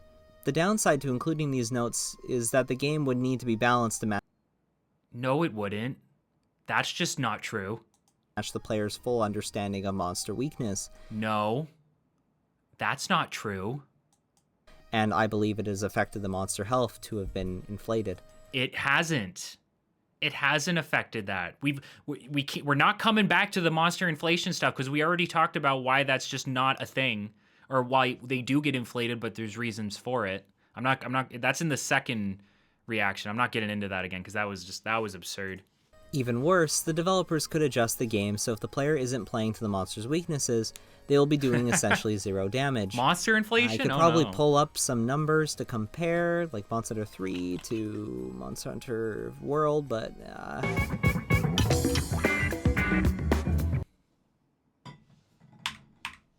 What? I could probably pull up some monster's weaknesses, they will be doing essentially zero damage.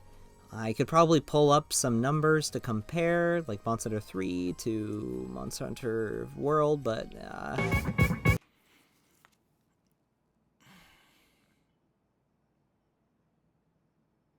What are you telling me here? What are you trying to? If you're showing me this, what are you showing me? It looks like you do.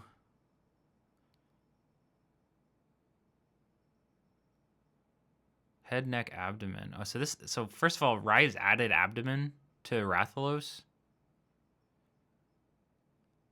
I guess. And MH3 had average. What's average?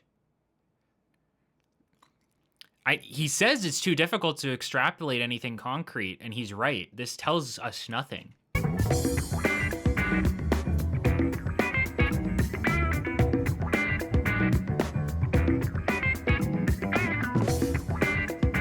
honestly, the player could just as easily find these details on an online wiki via the internet, and I'm sure the games were balanced over the years with this in mind anyway. Bro. Sure the devs are aware that the players have probably data mined the games. To me, it breaks immersion when the game gives the player hunter all the monster weaknesses the moment the player discovers a previously undiscovered monster species.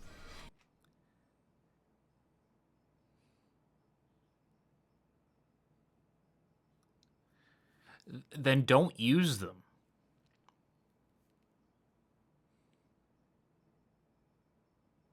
You have to buy those, don't you?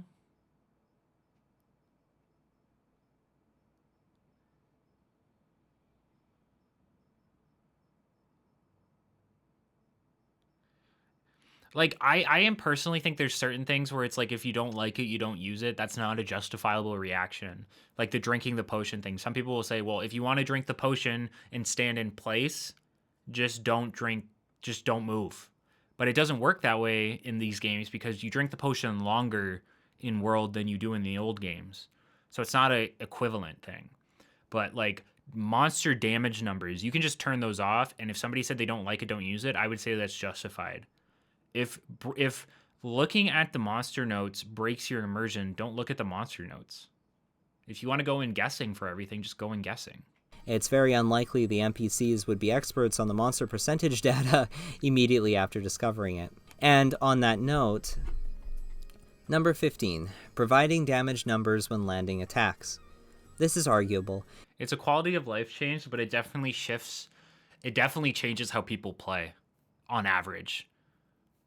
Like, it changes on average how the global audience of the game plays, because now they are more aware of what they're aiming at. In older titles, one could somewhat determine how much damage they're dealing through how much blood was released from the monster upon landing an attack. Of course, this does not factor in weapon bounces, which most new players assume was a wasted attack. In truth, you're still doing damage on a bounced attack. Overall, damage numbers do an excellent job at teaching the player how different weapons He said doo-doo. function, and whether or not the player has taken advantage of a monster's weakness. Objectively, it encourages the players to experiment, and is ultimately more useful than the monster note.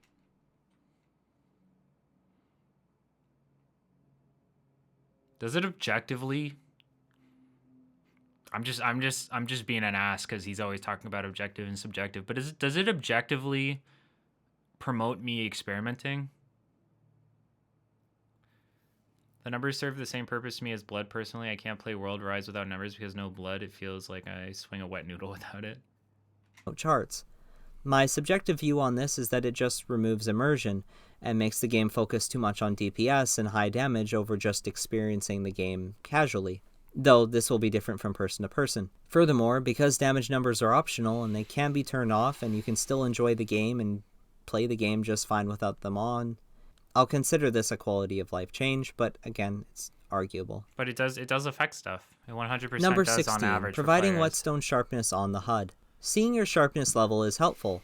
It does not affect the gameplay too much. Most players only sharpen when their level drops below their preferred spot anyway. It remains roughly the same even when the player can see. I'm pretty sure that didn't affect my gameplay at all. Like he's right. The minute like I go down to an undesirable sharpness level is when I'm like ready to start sharpening. So that's just a straight up a good quality of life change. The sharpness level, so I consider this a quality of life change. Number 17, implementing a wishlist system for equipment at the blacksmith.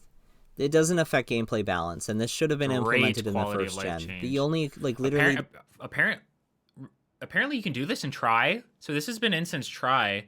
I don't actually get how you check it, but Flyan showed me that if you use the Wiimote in try, you can like select the armor piece, like the I think either the, not the piece itself, but the items that you'd require for it, and you drag it into the little book like you would do for monsters into your book.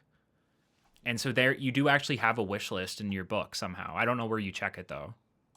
The equivalent in Gen 1 would be just writing it down on a piece of paper or something, so it's whatever. So Number 18, showing an entire weapon cool tree fact. when upgrading or forging weapons.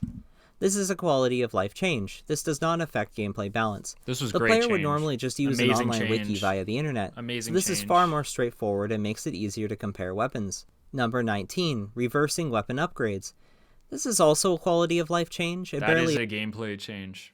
That is a gameplay. It is both a quality of life change and a huge gameplay change, because the games you used to lose that shit forever. You cannot tell me that that is not a gameplay change. Affects gameplay balance, though to play devil's advocate, it does push against the concept of deliberate action where every decision matters, and it's also arguable that is it even plausible in universe to reverse weapon upgrades? Does it Like, matter? How do the materials Stop bringing up logic. Stop bringing up in-game logic. We don't care about that. We don't. It doesn't matter. It doesn't matter. What is an armor sphere? Why does it work? You know, like who cares? Lost and consumed. How am I upgrading pieces of armor by putting like a countless amount of Reborba hide on them? You know, like that doesn't make sense. Where's it all going? I should be like, after upgrading my armor with monster parts 5 times, I should be like weighed down completely. Like there's no logic in these games. Consumed. I don't know. Number 20, implementing a training area to practice with weapons. So it Quality makes no of life. difference to the gameplay balance, and this could have been Quality of implemented in the life. first game. Completely in a title quality like of Monster life. 2 Dos, the players would partake Completely quality of life. Not even a gameplay change from the core gameplay loop. This is just a complete quality of life inclusion. in a quest to practice instead. Abandoning a quest really has no penalty, so it makes no difference if there was a training area or not. So I considered it I will never forget a certain individual criticizing leveling down anomaly level quests because of how this would make sense in universe. Who was that? quality of life change overall. Number 21, joining quests while they have already begun. Another I'm quality gonna of kill myself. Okay, wait. Yeah, that's life change. just a quality of life change, but it does affect gameplay because in these games there's scaling. Oh, I don't know. That is a very that's a weird leap in logic, right? Like, or rather, like why do we care about that logic? It doesn't matter, right? It's just like this shit. If a player joins too late, they don't gain rewards. It's fairly balanced and doesn't change the experience very much. I must say that I'd rather have a more complex weapon tree with less final weapons than one with 3 branches and a bunch of straight line paths. I mean, aren't they all kind of like that, even like from the beginning? If you look at a weapon tree, it's a bunch of straight line paths that they say League of Legends is better than Rise, and overall that Rise that's a weird comment to make. So, hey not much different from being carried by better players in previous titles. Though they changed it in Rise, you can still gain the rewards even if you join late. Number 22, there is no longer a separation between online and offline quests in World. Gameplay change. I consider this a drastic gameplay change. In the older titles, offline quests were balanced for single player, while online quests were balanced. There's nothing worse than League of Legends. I like MOBAs. I don't know why you would make a comparison between League of Legends and Sunbreak. That's really weird to me. For multiplayer. In World, the quests were balanced to be completable, but many of the higher difficulty quests were I started playing Dota recently, like a little bit. Catered more to be completed with a group. This one's open to debate. Let me know what you think about this one. This is not a quality of life change. It is a complete gameplay overhaul. Complete. I consider it a gameplay change. In Monster Hunter Rise, they went back to the old system. Yeah, I guess they prefer the old system. What was that? All right, and finally, number 23. It's a big one. What happened to his audio? The removal of paintballs. Now, there are many players who do not like. That is not a quality of life change. That is a complete gameplay overhaul. Complete gameplay overhaul. From GU to World to Rise, the way we see monsters on the map has been completely changed twice. We went from paintballs to a brand new thing with scout flies to a brand new thing in Rise. Those are not quality of life. They are pure gameplay. Thank you for the follow. God, that's an insane name. Thank you. Breedable Boy 42. Jesus Christ. The paintball system. On the immersion side of the argument, my subjective side of the argument, scout flies are more interesting as a tracking concept. World allows the player to gather physical tracks of the monsters and to follow What's going on with his audio? the monster that way. On the gameplay side of the argument, scout flies assist the player in navigation, since the maps in World are extremely complex compared to older titles. They also bring the player to the monster quicker, and it's more streamlined than the paintball system was. In Monster 2 Dose, it is extremely tedious to find the monsters on a map. They stay in a zone for a period of, 10 seconds before they start flying away. The drones will circle a map within a minute. The player is not provided with anything tangible to track, like footprints. The game usually requires the player to just run in circles looking for the monster. Other options include waving at a hot air balloon, which will provide the monster's location. It should be noted that the game never tells... I missed it because of the music, but did he mention Oracle and skills that just do that for you? The player that this is a trick that they can do. They kind of just have to tell each other. Or the player could also use the Psycho Serum. Or they can use the armor skill that lets you see the monster on the map. Yes. In the end, the player is simply given a marker on the map, and then they must follow that marker. There are 2 other notable methods to attract a monster. By playing a hunting flute, the monster may fly to the zone it's played in. This seems far more efficient than circling Is that true? Is that real? the map over and over, and I've done it a couple times.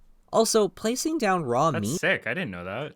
apparently attracts monsters to that location, though I've never pulled this off. The game instruction manual for Monster Hunter 1 says it's possible, so I'm believing it, but maybe that's a lie? I don't know. I theorize that the game was designed this way to encourage online play. With 4 players, the player could split up and find the monster faster. This is why there's a signal function. Interestingly, the signal function is still in Monster Hunter World. You got to remember that, at this time, I mean, always, but very much at this time, this game was a co-op game with a multiplayer edition, or with a single-player edition. But I found personally it was rarely used among players, aside from when it is automatically deployed when the player spots the monster. Another example of streamlining the experience so the player doesn't have to worry about anything except attacking the monster. I believe that Chameleos was designed to counter the player's typical method of tracking monsters in Generation 1 and 2. Again, he's playing the music Usually again. a player relies on their sight to find the monster. Chameleos is a monster that is usually always completely invisible. This requires the player to instead use their hearing to search for the monster. I found in Monster Hunter 2 DOS that hearing is sometimes just as vital, especially when it rains in the jungle. The trees obscure the player's vision, and the rain obscures hearing. The player needs to stop moving and really focus their senses. I really like that immersion aspect, but that's subjective. In Generation 3 and 4, they extended the period of time the monster stayed in each zone. The new strategy became memorizing the initial spawn point of the monster and dashing to that zone at the start of the quest before it began. Or just like having it made more sense to have a general idea of where the monster should be, and that you're promoted to remember monster habits, which is a much better system, in my opinion. This was just an upgrade to the already existing system. Begins to move. Tracking becomes obsolete once the player memorizes it. It's not completely obsolete if you're doing other stuff in the map. If you bum rush to where it is, sure, you know where it is. But if you're doing anything else in the map, you need to know its general area that it's going to go to. And if you do know its general area that it's going to go to, like which area you think it'll get to, then you don't even need to worry about paintballing and stuff like that. It promotes having game knowledge, helps you not have to worry about the paintball system while still facilitating the paintball system. This is why scout flies are an interesting and fresh revision of the concept. Eventually, however, once the player has fought the monster enough times, they no longer have to collect tracks, and it'll be marked on the map instantaneously. I guess this is fine, because it's expected most players would simply memorize the monster's starting location, because they would have been grinding the monster anyway to get to that point. And I mean, like, the game wants you to grind every monster anyway. And I do admit, the scout fly system is not perfect. Every Monster Hunter wants you to grind monsters. Somebody already pointed out in chat, but in DOS, he was talking about like farming like 12 monsters. Monster Hunter World's maps are convoluted messes, and at times I feel like the scout flies were implemented more just to assist the player with navigation rather than tracking the monster. I believe a good... True. A big part of the scout flies were helping you navigate through the fucking maze that the maps were. Balance between these two systems is possible. The monster trap... Hey. Mabel.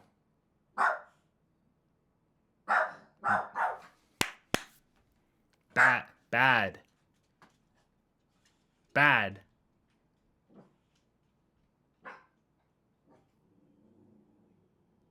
Stop it. No.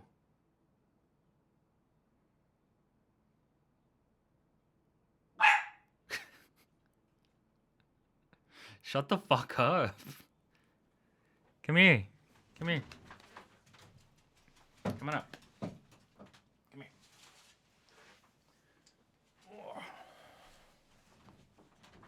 Mabel moment. Tracking has been in the series since the beginning, and it can still be improved. Scout flies are a wonderful step in the right direction, not perfect, but I'm looking forward to see what they have in store for the next title. Oh, right, in Monster Hunter Rise, the monsters are already marked on the map regardless, no matter what, at all times. Thank you for the follow. Well, it's to be expected. Capcom would rather remove features than find better solutions for them. True. To me, the ideal solution is to keep the monster's position on the map a complete mystery until the player has spotted the monster. Then the monster will remain permanently on the map until it's defeated. The player would simply be required to start the hunt by using a vantage point and binoculars to spot the monster, or memorize the spawning locations. I'd love to see a Monster Hunter game that spawns a monster like the intro cutscene of the original game.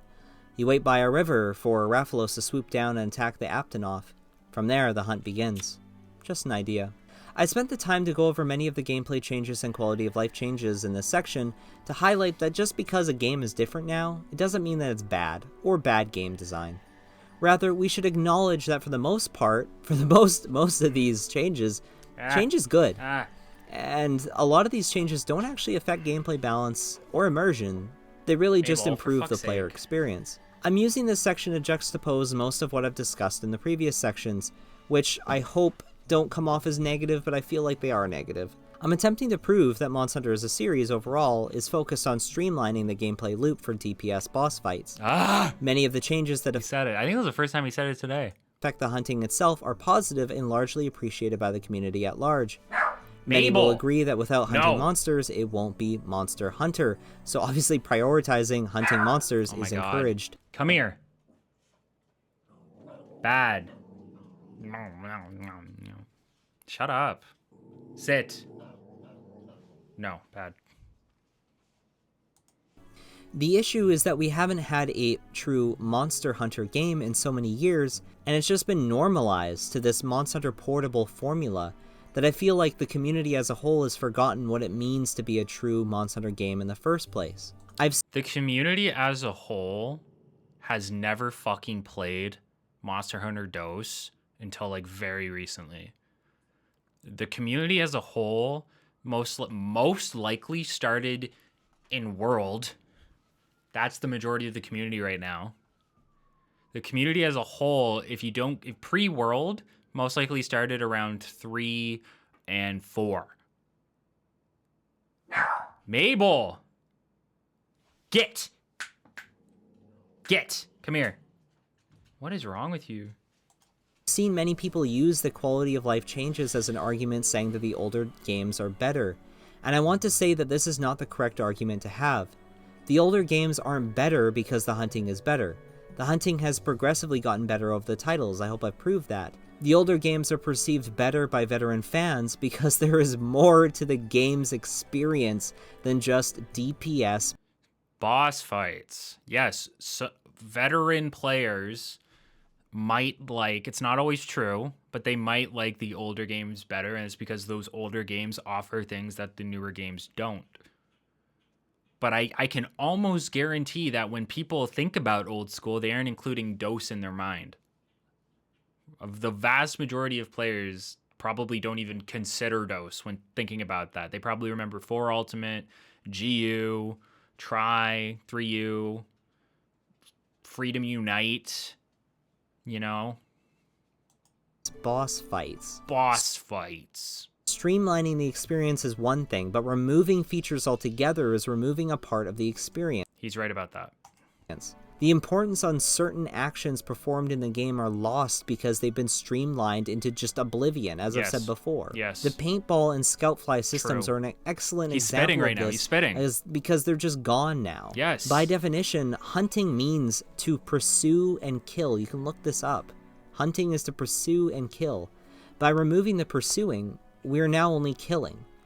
This isn't Monster Killer, this is Monster Hunter. I fear that other systems will eventually be streamlined into oblivion. Take, for example, the Whetstone. And I know this is an extreme example, and I've used it in a previous video, but take, for example, the Whetstone. In Monster Hunter World, the Whetstone is a permanent addition to the player item pouch and is now infinite use, similar to the pickaxe. These are also quality of life changes. The Whetstones were implemented into the original game to prevent the player from hitting the monster too much.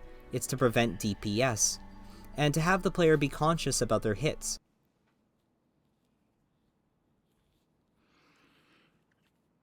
What does he think DPS is, man? He's like made up this like entity that is known as DPS. Sharpening is in the game because it's a fun gameplay mechanic, and they want you to like chill for a second and like fix your shit so that you can keep. The idea is that you're preparing and you're keeping up with the monster, and sharpening your weapons part of that, and you still do that. There's definitely an argument to be made for like making Whetstones infinite, but you still have to sharpen.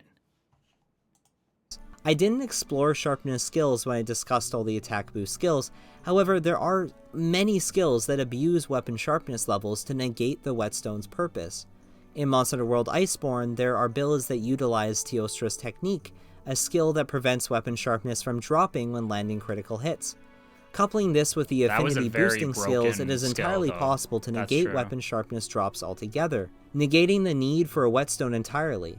Is it really crazy to fear that eventually Capcom may remove Whetstones from the game entirely? It is very it's very not crazy to think that they would remove Whetstones at this point and potentially add health bars. That is not a crazy thing to think about anymore because they are working towards that. I'm not saying it's definitely going to happen, but it is definitely something I could see them doing. But like at any point in the near future, I don't think so. Because they're already negating the need for it using the skills. That's why I think it's a perfectly reasonable fear. And while I don't think it is not a reasonable fear because they added a skill that negates it, because they went into Rise and they balanced out that they realized how busted that skill was and they balanced it out because it was too good. Capcom will actually do it, it makes you wonder, well, if they keep prioritizing DPS, what level will they actually go to?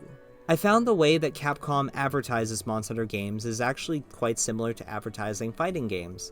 They reveal the monsters one by one, every single new monster through the trailers. They'll even put their names on the screen like they're fighters from a fighting game roster. By the time you play the game, you already know every monster in the game. Nothing is a mystery. Is that true for anything before World? Is that true for anything before World? And did we get trailers like that for World specifically before it released? Like, did we know that Oda Garen was going to be in World before it released?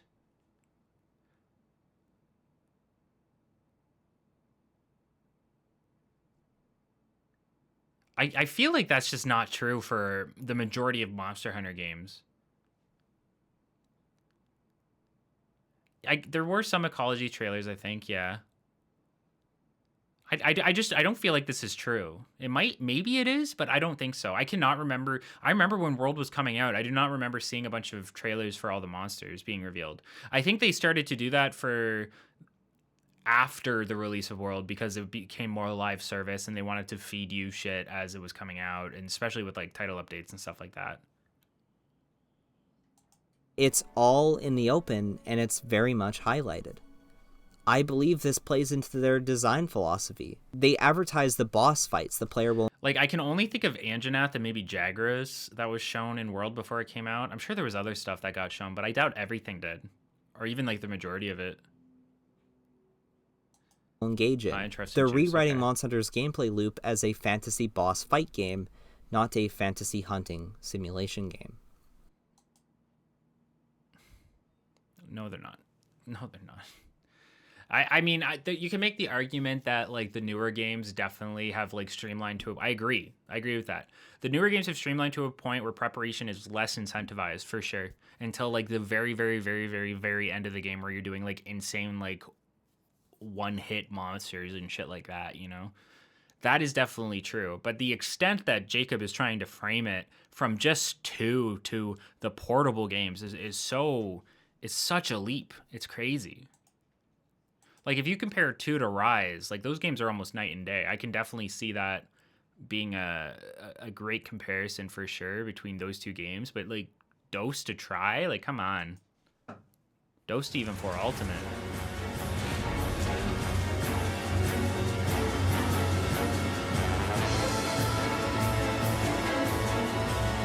Base World did show everybody else? Was it through trailers?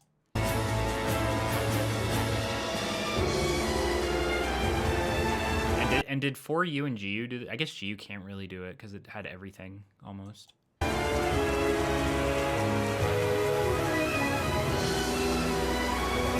I think everything after World did it for sure.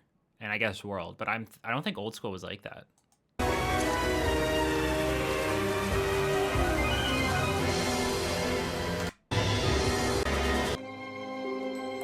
Why is he playing this?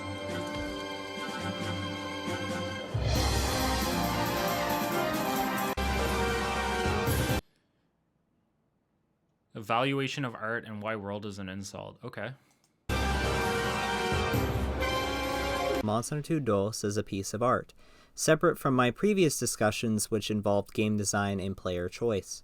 The discussion of art can be objective, but the ultimate point of analyzing art... What do you mean? What do you mean the discussion of art can be objective?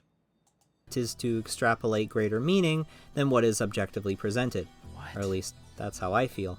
These greater meanings are typically reached through subjective understanding of the art, so basically what it means to the individual, what the individual pulls from that piece of art. Unfortunately, video games are an art form that requires the individual to directly interact with the art itself, and this leads to vastly different experiences. What is this? I can't even. This is such a long segment. I can't even imagine what this is going to be about that it's worth watching. Between different individual players. I have no idea what this section is going to have to do with the DOS simulator game versus everything else. As such, this section will be full of my subjective experiences and takeaways from Monster 2 DOS. I'm including this subjective discussion of Monster 2 DOS as a piece of art, because this video is also supposed to be a review.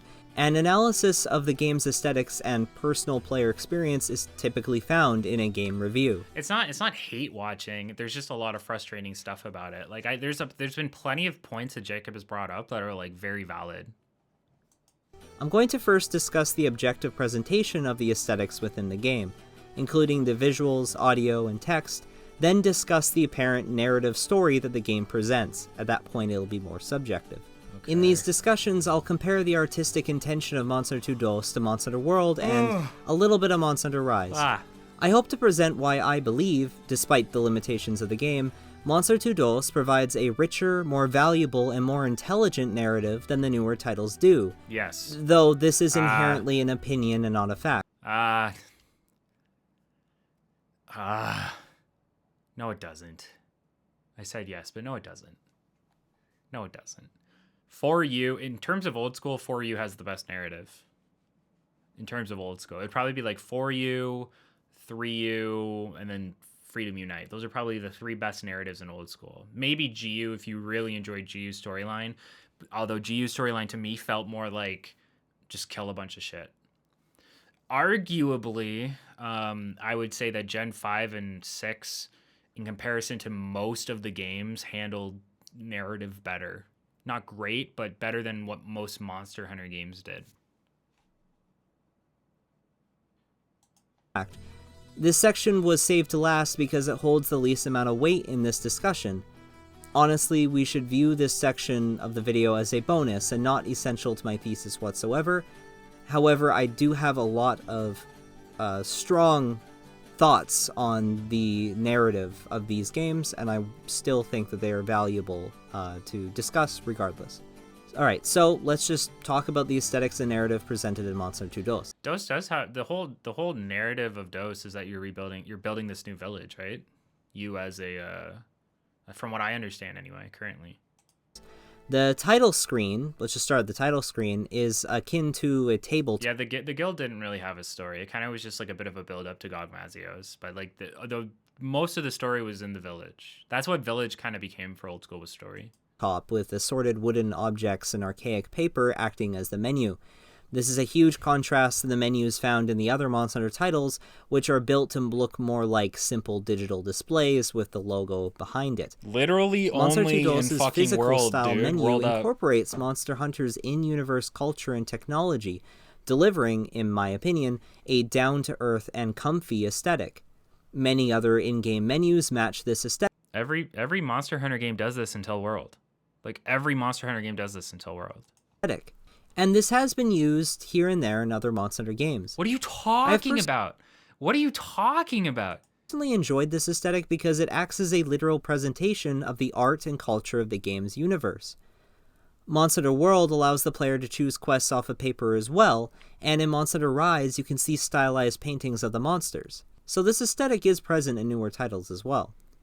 Monster 2 DOS has a unique aesthetic overall. It seems more archaic with the structures and technology compared to the current games, though I'm sure that could be argued. The in-game visuals, primarily the textures and models, are of lower quality, rather very low quality for 2006, though that is an opinion. The game's environment do look nicer on the PS2 compared to how they look on the PSP in Monster Hunter Portable 2nd, but the hardware power, or perhaps my emulator, struggles to deliver these environments at higher fidelity. The fog effects in the swamp are much better in the original Monster Hunter 2 DOS. Okay. Every Monster Hunter title prior to Monster Hunter World would make use of full motion videos to deliver extra context about the Monster Hunter universe. Yes. I've mentioned this before. Yes. These fully rendered cutscenes provide the player with information regarding the society and characters that the game would struggle with delivering due to limitations with the hardware and the limited turnaround time with each new title. I mean, they make a new Monster Hunter every, year. Monster Hunter World ditched he's right these so and made far. use of the in-game engine to deliver all of the cutscenes. Monster Hunter World's cutscenes are scripted segments that relate directly to the narrative the game is presenting. Usually the Yes. cutscenes are from the perspective of the player hunter interacting with the handler, or other members of the guild, or the monsters themselves. These cutscenes rarely expand outside of the player hunter's direct actions. In the older generations, the pre-rendered videos included ecology videos of the monsters, which would show activities of Ecology videos, things like seeing Locklack and seeing the culture of hunters living in society and stuff like that. All stuff that has been removed from the game in order to focus on a more condensed and straightforward narrative. Because World and Rise want to do that, they could still do this stuff. They just choose not to. They focus on a different aspect, and we lose a lot of the old school Monster Hunter culture because of that. So I agree with them on pretty much all of this. the monsters that the game would otherwise not be capable of showing. These older videos Rise did bring back ecology videos technically. Yeah, you're right. So they did have that, but I'm not really talking about ecology videos. I'm talking more about the cultural videos that we would get. also include many moments that are completely separated from the player hunter. The intro cinematics represent the world itself, not the player actions. Goated. I find that this delivery of information may help the player gain a greater understanding of the overall universe, rather than the more direct and personal story as it is in Monster Hunter World, though these are just different methods of storytelling in the end. Monster Hunter was known for telling its narrative through subtext, and he used its unique atmosphere and in-universe society to deliver Shout out that to the subtext. diva. Let's I personally go. believe before Monster Hunter World, this subtextual delivery of information was always done rather well. It was. Though that is up to your own opinion. No, it was done very I played well. Monster Hunter 2 DOS in limited English. It wasn't fully translated, so I could not understand what any of the characters were saying. However, I still appreciated the moments when they interacted with me, and I could grasp a bit of understanding from the cutscenes and the fully rendered video. I don't need the handler to tell me that she's the hunter's handler just by saying it. The game does a good job of delivering it visually.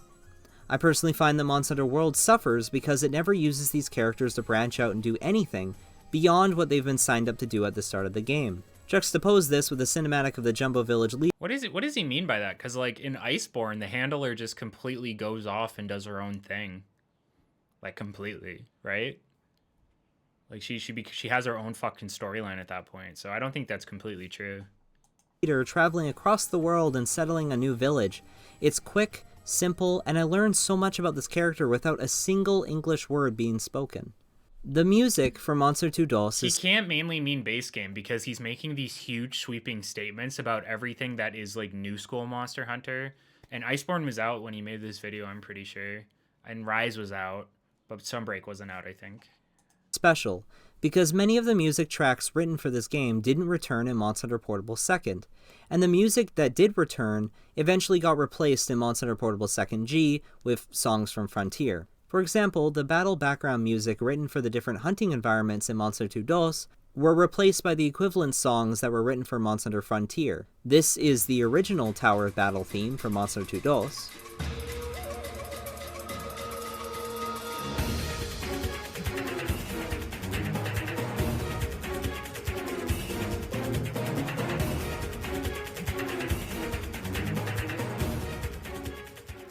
And this is the Tower Battle theme from Frontier.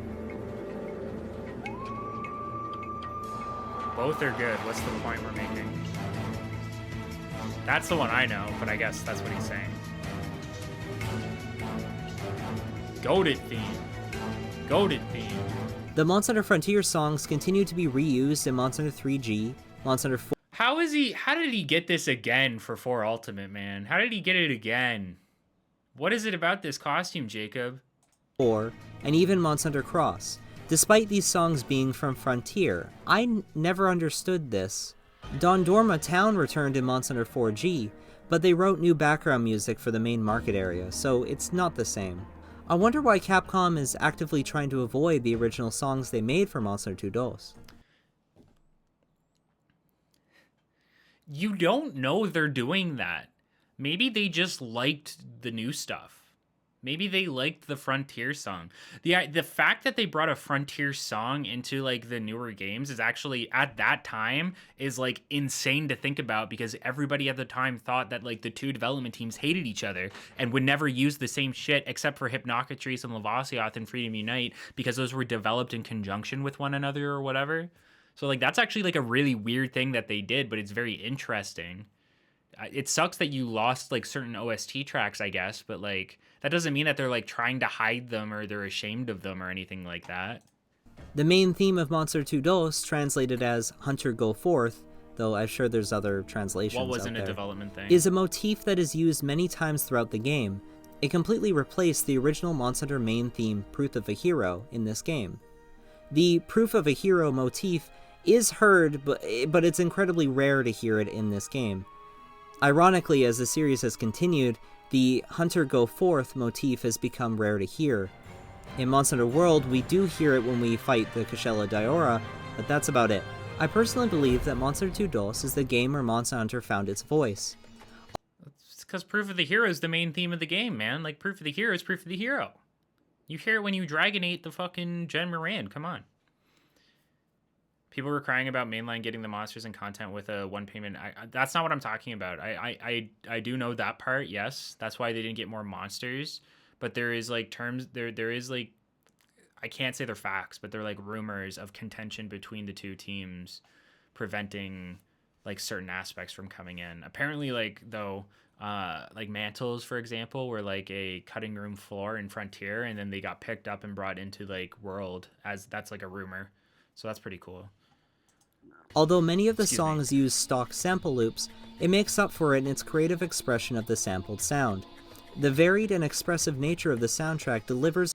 I think it's really weird that he's like, there's one song missing from the rest of the series, but Kushala uses it because Kushala was the flagship of DOS, and that was the DOS theme.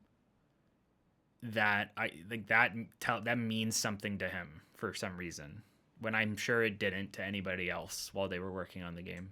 It's a sound that is difficult to place solely on one cultural influence. It's got a wonderfully worldly vibe that will take you from the Middle East all the way through to Asia and into Japan. It's very different from Monster Hunter 1's more European sounds. This soundtrack has stuck with me and is probably my favorite soundtrack of all time, but I mean it's hard because I also love 3 and I also love 4's soundtrack. A great example from Monster 2 DOS of a good song was Lunastra's theme, which is, I'd translated it as Empress of a Blazing Kingdom. Lunastra is the final boss of Monster 2 DOS before the credits roll, and it has a unique Eastern percussion sound mixed with the Western brass and strings. It begins with a powerful use of percussion, a strong introduction to this powerful monster, and then as the battle continues, the brass and strings are given more focus, to complement the player's struggle and victory against the Empress of the Ancient Tower. Because this song was also used for Teostra, the song is now more commonly known as the Teostra theme. I do not know if it was written and intended to be for both monsters or just one. That we'll have to ask Capcom directly. In Monster Hunter World, they wrote a new song for Teostra. This fight looks like such ass. Like, this fight looks so ass. Like, I'm not looking forward to fighting Lunastra at all. Ruler of the Flame song. This song has grown on me, though I was quite disappointed by the suppression of the percussion. I truly feel its voice was lost. Although this is just an opinion.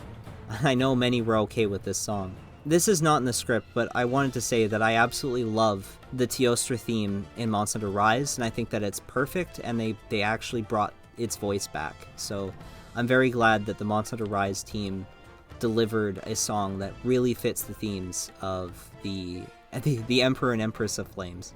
Anyway, back to Monster Hunter World, they also brought back Lunastra, and frankly I find Lunastra's new theme, Empress of the Flame, to be insulting, and a complete misrepresentation of the character of Lunastra.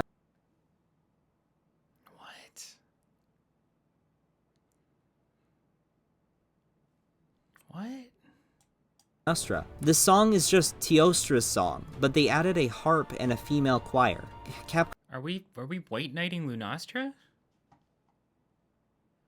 Like, don't get me wrong, I'm not like going for like that whole toxic masculinity vibe or anything like that. But like, are we white knighting Lunastra? The worst monster in world? Lunastra is not just female Teostra. Lunastra You're right. It's worse than that. She's worse than that. She's worse than female Teostra. She's like a demon. was the final boss of Monster Hunter 2 DOS. This song feels like a complete lack of understanding of this monster and what made her a unique fight. I'm using this as a segue into the narrative presented in Monster Hunter 2 DOS, particularly the ending, the final battle against Lunastra on the Ancient Tower. I can't even begin to like it sucks, I guess, but like Lunastra matters so little in Gen 5. Like so little. Like no one cares about Lunastra at all. Tower is without a doubt intended to be a representation of the Tower of Babel. The game itself has a lance that references the tower called Babel, which implies Capcom is well aware of the story. Jumble Village, the jungle, and the desert can be argued as having a Middle Eastern influence. I argue that Monster 2 DOS is built around a vaguely subtropical Eastern influence overall, although there are some parts... I can't really comment on that. I don't know. Does it have Middle Eastern influence? That's pretty cool. Like with the mountain and Blangunga and Blangunga's armor, where it kind of goes more into that, I don't know, Tibetan sort of Himalayan Sorry, sort people of do hate Lunastra. That is I'm not an expert on it, but I can see the influence. Rajang is a wonderful monster. He has a lot of influences. Oh my god, is that Dose for Jang? He looks so weird. What the fuck?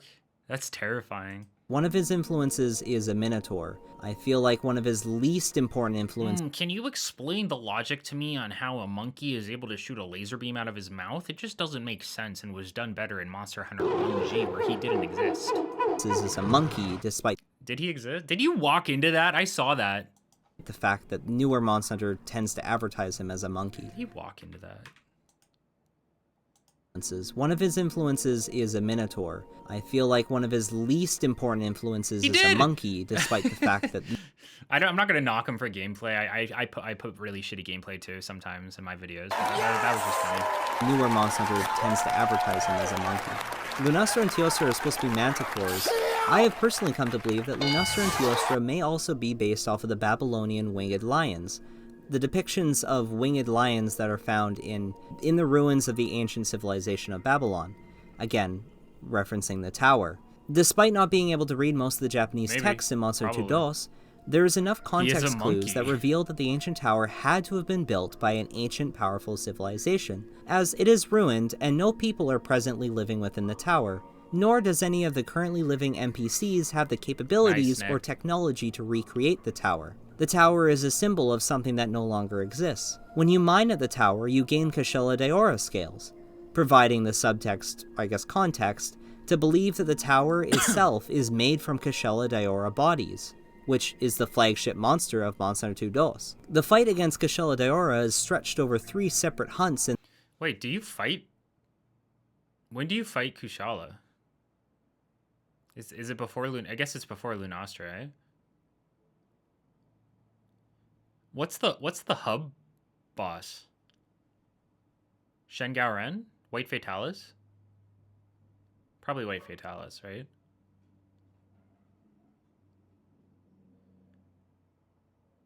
No, Luna's village boss. Hub boss is Yamasukami. Yo, Wait, why up? can I share this again? Twitch, what's happening? I don't know. Thank you. In 3 separate... You guys have given me like fucking 20 answers. ...environments.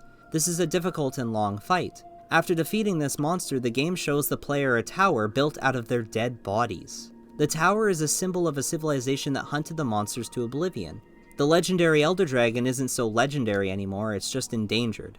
Despite the civilization, mighty civilization, managing to slay tens of thousands of these dragons to build a tower out of them, the civilization is now dead and gone. I remember hearing this lore theory before, for sure. Because I think I did a video on some aspects of... I think I did it with the Equal Dragon Weapon video, right? Where a lot of this just isn't confirmed at all. Like, we don't actually... Like, it's implied, but we don't know. Their victory was fleeting, and their symbol of their power and accomplishments is now the home of Lunastra. Ultimately, the game is indirectly telling the player that their triumph over the monsters are not an achievement, and even if you slay 1,000 or 10,000 of these Kashela Dioras, the player will eventually die. You can try and triumph over nature, you can try and triumph over God, but in the end, nature will kill you. You will I don't think that's what they're implying, but maybe. I mean, it's an interpretation for sure. die. What does the hunter gain from grinding the same monster over and over again? It's so strange that a series that celebrates the grinding gameplay loop as just a silly video game without any... Like, you have to kill White Fatalis, man. That's fighting God at that point. You do actually triumph over God in this game. ...consequences would include such a massive subtextual message about the entire activity the game advertises itself to, celebrate, all being futile and fleeting. This is like this is an interpretation on a story that doesn't exist, basically, in this game. So it's not wrong, right? It's a subjective interpretation. I don't think that's what they were going for. I personally don't think that's what I would interpret from this game. Like a hollow victory. I think the idea of the ancient civilization is just to show that there was a crazy, super strong civilization at one point and they're gone, and it's there for like aesthetic purposes. Overall, interesting, different, Look, you're fighting God right now. What do you mean, bro? You literally triumph over God. subtle. Over a decade later, I wonder what Capcom can do with their storytelling in a massive AAA style game. How much have they expanded in their storytelling when it comes to Monster Hunter World? What is Monster Hunter World's narrative? Sisters and brothers of the Fifth Fleet, it's time. You have to admit that this game has a more cohesive narrative than a lot of Monster Hunter games. You have to admit that. Like an overall setting. In setting explore... Was this the colonization thing? I'll keep my farewell brief. Now, I've replayed Monster Hunter World in full multiple times, and every new file, it makes me laugh at this opening. It sets up the Admiral as this important man, only for him to come off as an irresponsible buffoon if you actually play the game. No, he doesn't. Monster Hunter World attempts to simulate a military operation instead of the village concept that was in all the other Monster Hunter games.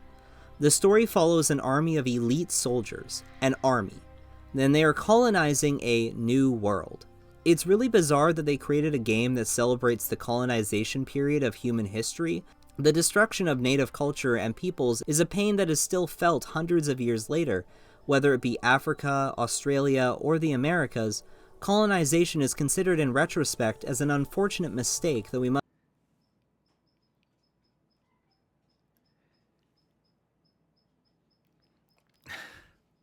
I mean, like, go off. Like, everything he's saying is true in real life where real people were affected.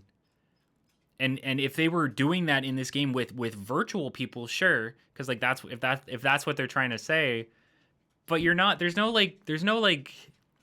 native people that we're fucking with. There's no indigenous people in world that you're terrorizing and taking their land from. So I don't know why that got brought up. You are technically colonizing the land, sure. Like that is technically true. But there's no people we're taking it from. I guess there's the Gajalakas. You know what? That's fair. You're not. This game frames it like you're not terrorizing the environment, though. It does it. I mean, you are actually. Some quests are like, you got to go kill this thing because it pissed me off, and others are like, we have to call the herd or whatever, right? Like it depends. This game flip flops. This game doesn't have like consistent messaging with that stuff because it flip flops between like needing to protect the environment and killing something for a princess because she wants to like make a cape. It's different. Must live with and learn from. Monster Hunter World's reasoning for colonization is rooted in the Elder Crossing, which essentially a group of scientists desire to know the reason why elder dragons flock to... It is colonization though, right? They colonize a new it's uncharted land. They make a colony, and then they plan to stay there and expand upon it once their job's done. Once they figure out what's going on with the Elder Crossing, they're like, well, we're just gonna stay and like live here. They do colonize it. To another continent every decade. I do not understand how solving the The quest descriptions have always been fucked for the entire series. Elder Crossing is at all beneficial for the overall well-being of the people in the Monster Hunter universe. They typically don't like Elder Dragons. And if the Elder Dragons are leaving their continent to go somewhere else, why do they even care? Are you dumb? Are you dumb? If there's a huge shift in like how nature is interacting with the environment, that is not a sign of a good thing. That tells you something very bad is happening potentially. Something very big is happening. Look what happened. Xenojiva showed up. Like, could you imagine all the hunters were like, oh yeah, like all the Elder Dragons just like fucked off somewhere. Like, we're good. This is fine. Nothing will come back and like fuck with us, I'm sure.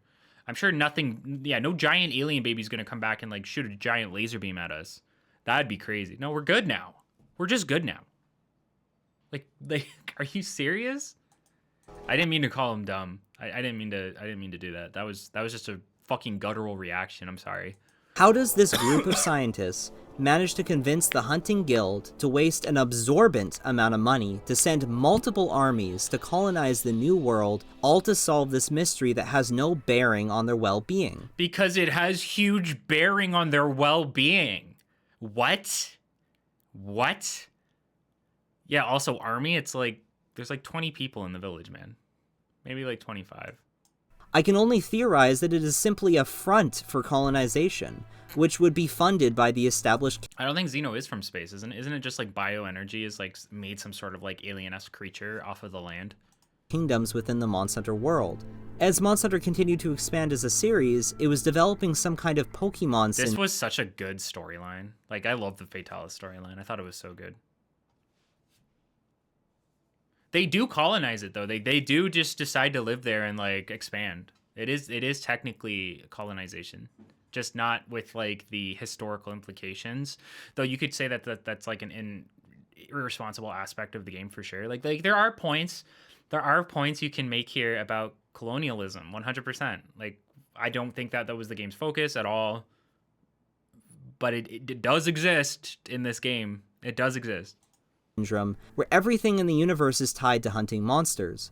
The guild has its hands in everything, and I don't see how animal hunting could run the entire world. Animal hunting can run the entire world when instead of being pigs and bears, it's fucking dragons that destroy historical civilizations.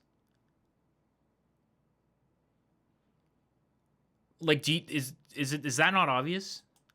Monster Hunter makes no effort to expand... Also, why are we talking about the logic of the fucking story again? That doesn't matter. ...or explain any of this outside of Monster Hunter stories, and that's quite unfortunate. El Dorado refers to the semi-mythical ruler, or kingdom, of gold that was sought by the Spanish colonizers in the 16th century. Yeah, I've seen that movie. The Spanish colonizers were propelled by rumors of a man covered in gold, with a half-baked promise that there would be some land of gold amongst the native South Americans.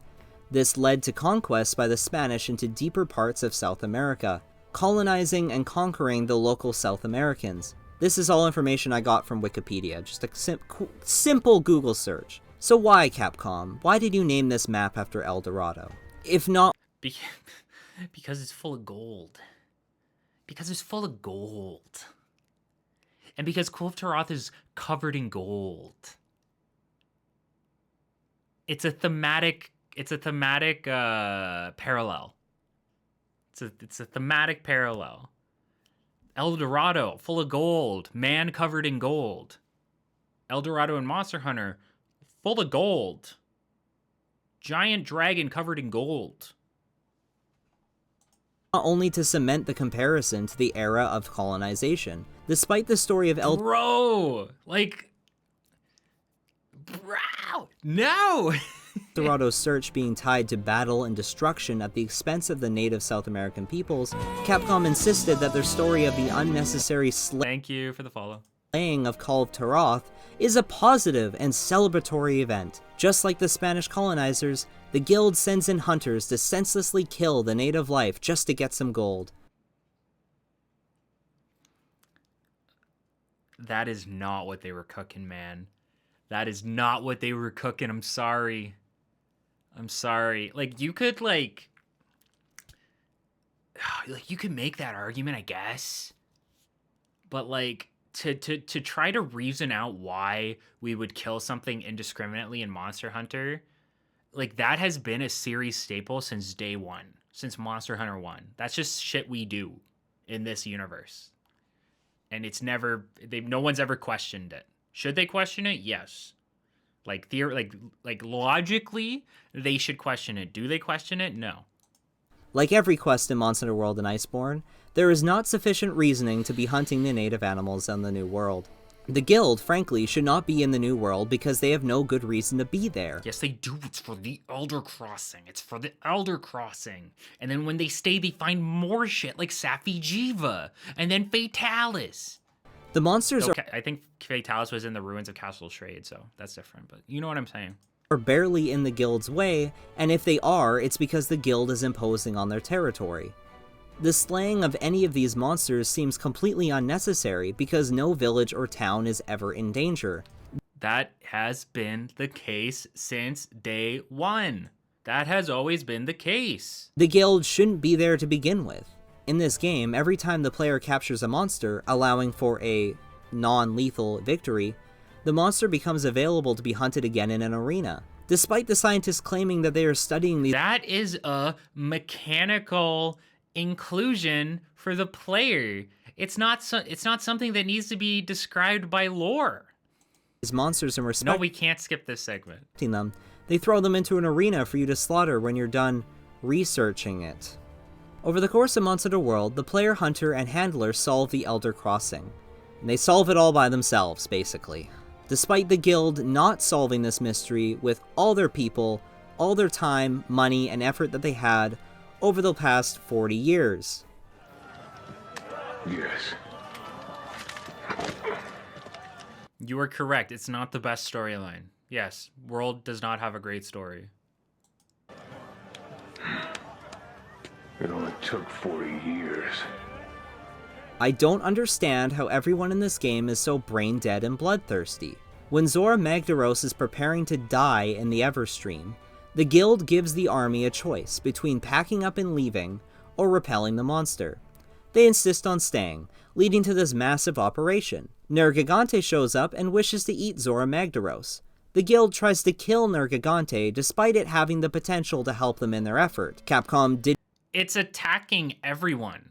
It's not like they're just letting Nergigante fuck Zora Magdaros up for them. Nergigante actively seeks out and attacks people as well. not even make an attempt to have Nergigante— Yeah, don't they mention that, like, Zora if they didn't repel Zora, it would, like, blow up a fuck ton of stuff? I don't know, write it in so that he would be helping them. Don't know why. The guild insists the player must then kill Nergigante despite it being a natural deterrent to Elder Dragons. Do they realize that he's an Elder Dragon Eater at this point? Isn't there there's like a whole storyline around this where they figure out what Nergigante's deal is, and then once they figure that out, Xeno'jiva happens. And they realize, like, that's the real cause of the Elder Crossing. Because it wasn't just Zora Magdaros. Zora Magdaros was, like, one of the things crossing because of Xeno'jiva. After killing Nergigante, Right? more Elder Dragons show up. Big surprise. See ya, After Garden. killing those Elder Dragons, even though the Elder Crossing provides the context that they were likely going there to die anyway, the player hunter is tasked They only thought that. They hadn't looked into it. to fight Xeno'jiva. Why? Is it threatening the guild's operation? When Xeno'jiva grows into Safi Jiva, Is he streaming this on the PlayStation? it doesn't attack the guild at all. Despite this, the guild still insists the player hunter kill Safi Jiva. Despite Did you see Safi? What is happening? What's going on? What's happening? It's a giant alien dragon that shoots lasers, that had the ability to get all elder dragons to like traverse through the planet to this area. That is insane. The power it has is insane. It can't be left alone to live. Are you nuts? It's a nuke. It's a fucking nuke. It's solving the Elder Crossing and killing. Like, why did they kill Godzilla, man? He was just walking through. He's not bothering everybody. I mean, I don't even know if they do kill Godzilla. Also, what's this? What's going on? One of every species living in the New World. The guild refuses to send everyone home. Why the hell do they make the Moga Village guild guy kill Legaia Cruz when it's not even Legaia Cruz that's doing anything? It's actually Cedius. And then why do they kill Cedius? Even though he's not really doing anything, he's just causing some little tremors and shakes and stuff. It's not a big deal. Why'd they kill him? That's stupid. They had no reason to do that. Home, and the characters continue to live in their bizarre boat town. These characters all have Mabel. Oh, I think Frankie's home. Hold on. Hey, babe. Frankie? Hey, babe. Hi, babe. have family Frankie back moment. home, so why don't they go home? The game's plot is recycled in Iceborne. They don't want to go home. They have they are researchers. They have all of this new stuff to still look into, so they want to continue researching it. They're hunters. Their entire culture is centered around hunting. That's what they do.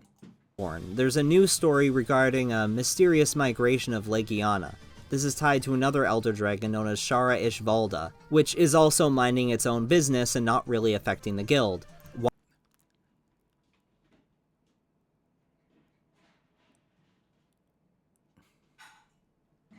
Yeah, this dude really looks like he's just going to be minding his own business forever.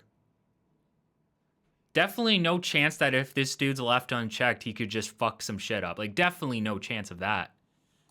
Why doesn't the guild just leave? When the player hunter is incapable of defeating Shara Ishvalda, another Nergigante. They weren't incapable of defeating it. It just turned out to still be alive. We whooped its ass. We whooped its fucking ass, dude. Or maybe the same Nergigante? I don't know. Appears and kills Shara Ishvalda, assisting the player hunter and the guild in their effort. Immediately following this, the player hunter is tasked with tracking and killing that Nergigante. Nergigante even assists the player again against an attacking Basilgeist. Yet the player is still tasked with killing Nergigante.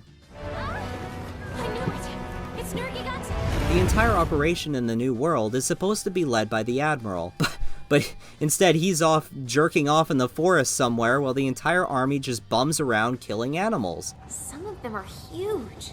How do they Have you? It's like he's never played a Monster Hunter game before. form? Beats the heck out of me. Why was this man hired? Why was this man given this responsibility? Why do any of the other characters give him any respect? Why is there even a currency system? Because he's a great hunter, because he's going out and exploring and like figuring shit out, because like no one is like really like expected to just follow like any real assortment of rules. They kind of just they're left to their own devices to do what they're best at. That's what you guys do for the most part. And then when there's assignments, you complete those to progress the storyline. Or money exchanged at all. If the entire operation is being funded by the guild, shouldn't everything just be paid for? Since when do soldiers have to pay for their food when they're overseas? They don't have an unlimited amount of food, I think. I'm pretty sure a lot of it, like, don't you get ingredients from this world, this area? Like, people live here now and work. Like, the operation to get there, sure. And, like, some of the supplies, sure. But not everything, not indefinitely forever. It needs its own currency and culture. How is this military capable of functioning without the player avatar? Theoretically, the player's involvement should not have any bearing on the success of this military operation of. You're a god hunter. What do you mean? What do you mean, bro? Oh my god. The Fifth Fleet, right? There are a large number of seemingly capable hunters in the 5th Fleet, including an ace hunter and the huntsman, the admiral, this guy, this woman. And you're better than all of them. That's the point. You're the god hunter in every game. You're the best hunter there's ever been in every game. Meanwhile, the player hunter, on their own, Yes! Yes, on their own. manages to take down the Teostra, Yes. Lunastra, Yes. Kashela, Yes. Valhazak, Yes. twice, Yes. Nargigante, Yes. twice, Yes. honestly like 3 times, Velkhana, Yes. Xenojiva, Yes. Namiel, Yes. and an Elatrion. Yes. Whether or not the player And Fatalis. And Fatalis. And they gave us a guy to help us. They gave us someone to help out in that fight, and we still did it solo. Because we're the God Hunter. In every Monster Hunter game, we're the God Hunter. We're always the best. That's the point. actually does these hunts solo or not, they are I responsible don't think Fatalis was out at the point of this video. for succeeding in these incredibly difficult fights without much involvement from the entire rest of the military. Yeah, what does this have to do with anything in comparison to MH2 and like the artistic structure of the game, etc.? Like, I don't understand. The handler always says, it was a team effort. Oh, he did it. He did it. He made the meme comment. The meme comment. The meme comment was just made. Usually wasn't. Shouldn't they send an It is okay, wow. Just it's like so much to unpack there. Handler aside, thank you for the follow. There's still people actively running the base. There's people running farms for you. There's people actively researching for you. There's people are constantly looking into things so that you know where these monsters are so you can hunt them. It is a team effort. We did it as a team. Everything that led up to this was a team effort. We did it. That's what that means. We did it. It's like watching a soccer game and your team wins. You say, we won. We won. It's a royal we. It's a royal we. It doesn't mean I too killed Alatreon, but there was some help in the process. an entire army to kill Elatrion? Why are they only sending your character? They can't. Why are they trying to kill Elatrion? Why is Elatrion even here? Isn't he just there to die? Isn't that why the Elder...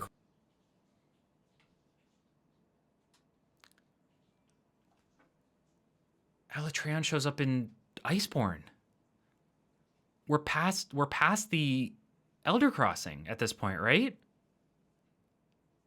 And then we find out, he doesn't know this yet, but we find out that the reason a black dragon is in the area, which is super dangerous, is because Fatalis was aggressive and pushed it there. And he doesn't know that yet, but there is reasoning. Like, could you imagine a black dragon showing up in the vicinity and there's like, why did you guys kill that black? It's a black dragon. It's scary. If it looked at Celiana the wrong way, it'd be gone. It'd be gone. crossing happens? Why does the second Elatrion show up when Fatalis is messing around in the New World? That's Because they're getting fucked. Did he just mention Fatalis? Oh, it did come out. He showed the cutscene. I forgot. Fatalis is out at this point. What's going on?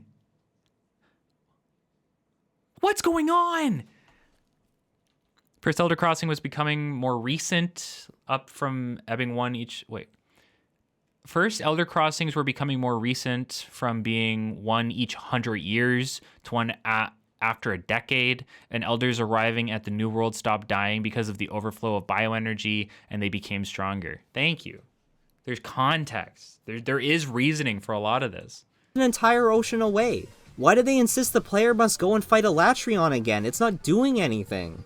It's just expected at this point that if the moment the guild just happens to find an Elder Dragon living the rest of its days in retirement, the Elder's Recess, they just send the player to go and kill it. Like, I really need to ask, do any of the players honestly find this story to be reasonable or okay? Like, frankly, this is awful. These characters... This story is mid. just not for any of the reasons that you have talked about, really. Like, it's mid, but it's reasonable. Characters are batshit insane. Like, honestly, what the fuck is going on? Bioenergy. Bioenergy was stupid, I think. Lurking so close, yet hiding so well. You know what's funny? When you read the page, the Hunters Guild, on, like, the Monster Hunter Wiki, like the fandom Wikia, none of the lore is properly reflected within the actual game. Does Capcom understand invasive species? Like, frankly, do they understand what an invasive species is? That's a species that is in a location that they do not belong and thus disrupt the local environment. The monsters aren't invading territories they don't belong to. Yes, they are. Yes, they are. They are moving as they've always done for thousands. Yes, they are, but yes, they are, but also it just doesn't matter. Or millions of years. The only true invasive species is humans. They're the Damn, that's profound, man. That was a very profound statement to make after, like, literally insanity for the past 10 minutes. ones that disrupt the environment and senselessly kill everything in sight. It is clear that Capcom makes zero effort to actually critically analyze their story beyond... You know where else Capcom put zero effort to critically analyze their story in? Monster Hunter 1, Monster Hunter 2, Monster Hunter 3, Monster Hunter 4, Monster Hunter 5, Monster Hunter Rise, Monster Hunter GU, Monster Hunter 4U, Monster Hunter 3U, Monster Hunter Freedom, Monster Hunter Freedom 2, Monster Hunter Freedom Unite. Is this fun to play? And is this a good enough reason to kill this animal? Yes! Have any of you actually read the quest details in World? Have you read the quest details in any other game? In any other Monster Hunter game? Majority of them are from the head ecologist, and it's honestly insulting. There's barely any solid reasoning for killing any of these monsters. The one for the Rathalos is just awful. They basically are just making a joke that, oh, we gotta grind. You know, we already killed 10 of them, we gotta kill 11th. Oh well.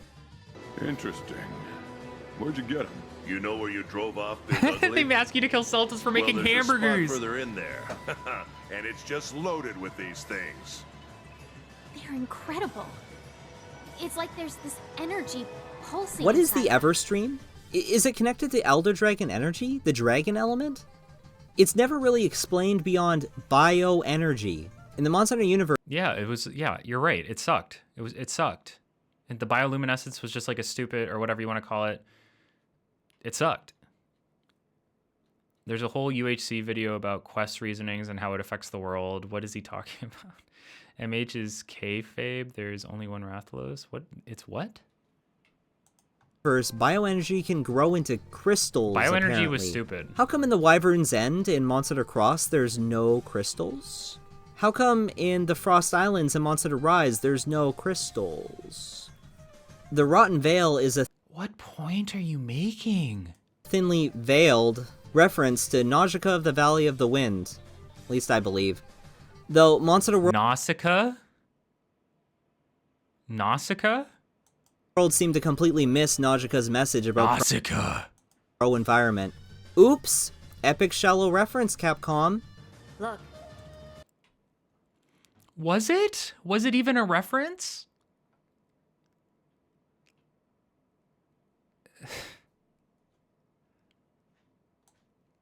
it's raining life.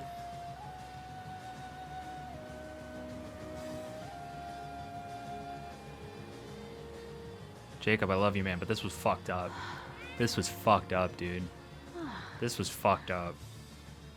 There's clearly an attempt being made to simulate a feeling of belonging amongst the Fifth Fleet. I've seen online that many players felt the relationship between the handler and the player really disingenuous, or at the very Someone should make a video about that. Someone should make a video about that and explore why that is. least many people found her annoying. On the flip side, I have not personally experienced any player complain about the quest receptionist in the previous titles. Fans love the Guild Marm, and all of her dialogue. Yeah, someone should explore why fans love the Guild Marm and not the handler. Someone should really like make a video and explore the reasoning behind that. was just through text. Players seem to really love Someone should explore why like it being just through text would make a difference, actually. the twins in Monster Hunter Rise, and they barely do anything. Someone should look at why the twins are more beloved than the handler in Monster Hunter Rise instead of in like the handler in World. Someone should like examine why that could be. After 12 years, one would think that the developers of Capcom would be able to prepare a better relationship between the player and these characters beyond just walking and talking. The relationship was great. Your character doesn't fucking talk, dude. It sucks that the most intimate situation that they're in is just talking. Going back to Monster 2 DOS for a second, it attempts to simulate a believable village hunter dependency. This dependency... Who the fuck is that? Yo, spoilers. I find to be quite intimate. The player is the only person who can partake in the quests for the village. The more the player assists with the requests of villagers, the village will upgrade. The village appreciates the player's effort. I like the moments where a villager will ask to have lunch with the player, thanking the player for their hard work. That's cool. The player can even partake in a drinking minigame with a Vivarian lady sent from the guild. The game is doing its absolute best to build friendship among these characters while being a PS2 game without really, frankly, any story. That is cool. If an cool. NPC That wishes is to eat a cool. meal with the player, it's What does that have to do with evaluation of MH2 DOS's art? because the player has been going out of their way to specifically help that personal NPC's requests. This is the NPC's AI responding to the player's actions. It's not AI, but yeah. Okay. Go have lunch with you. That's really nice. In Monster Hunter World, the only time the player sits down with the NPCs to eat is through a scripted cutscene. It's not the same intimacy as we get in Monster Hunter 2 DOS. All the NPCs in Monster Hunter World ever talk about is killing animals and colonizing the land. The point They don't actually ever talk about colonizing the land. I'm making is that there is a disconnect between the player's actions having a direct impact on the local environment versus the local environment having a direct impact on the player's actions. This is an experience that's been lost, and I fear it'll never return in later Monster Hunter titles. I have to include a bit of discussion on Monster Hunter Rise to further expand. I mean, Sunbreak added the follower mechanic, and I think you had to like upgrade them in some capacity to make them better. Like they kind of did bring it back. Right? My point. But obviously Monster Rise is not finished yet, at least at the time of this recording. I mean, at least you so called I that don't really out. know how the story ends. There you The go. expeditions in Monster Hunter Rise are essentially endless free hunting, although this time the player can continually hunt monsters endlessly and be greeted with a massive reward screen at the end. With the ability to restock on supplies through the camp and no consequences for fainting or a time limit, this is a leisurely way to simulate living off the land and hunting freely. Surface level, this seems to be like an improved version of the free hunting in previous How are you gonna make this? How are you gonna make expeditions a bad thing? titles. In Monster Hunter 3 Try, the rewards you gained from free hunting in Moga Woods were specific commodities used for trade, farming, and fishing. These items were tied to an implied relationship between the hunter and the village. The direct actions of the player hunting for the village gave the village specific goods that were otherwise they couldn't get themselves. None of the villagers are trained hunters. Because the larger and more dangerous monsters were encroaching on Moga Village's border and livelihood, the hunter is given sufficient reason to kill these animals. Save All right, I gotta go to the bathroom. I'll be right back.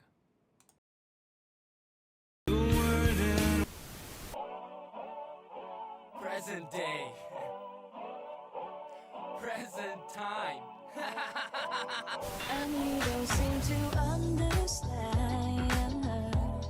Ashamed you seemed an honest man.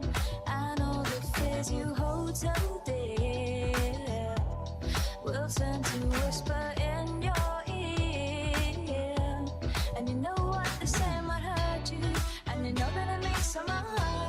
And you don't even feel a thing. I am falling, I am fading, I have lost it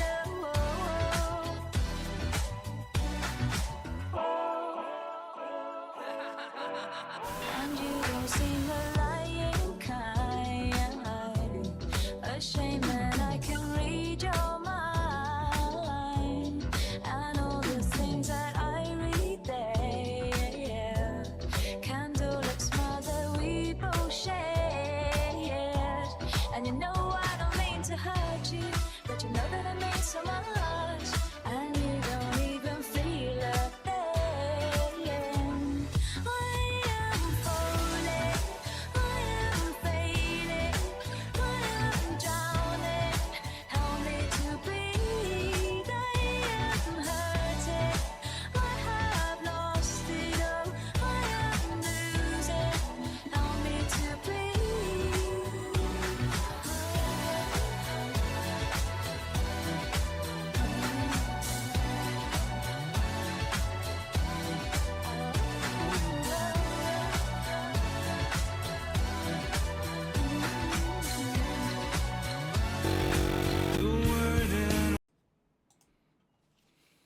I'm back.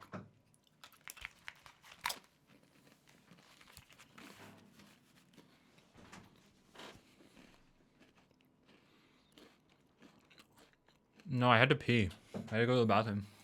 Save the village and allow them to grow and function better. It is a very direct and intimate connection between the player and the village because the player must manually transfer these commodities themselves.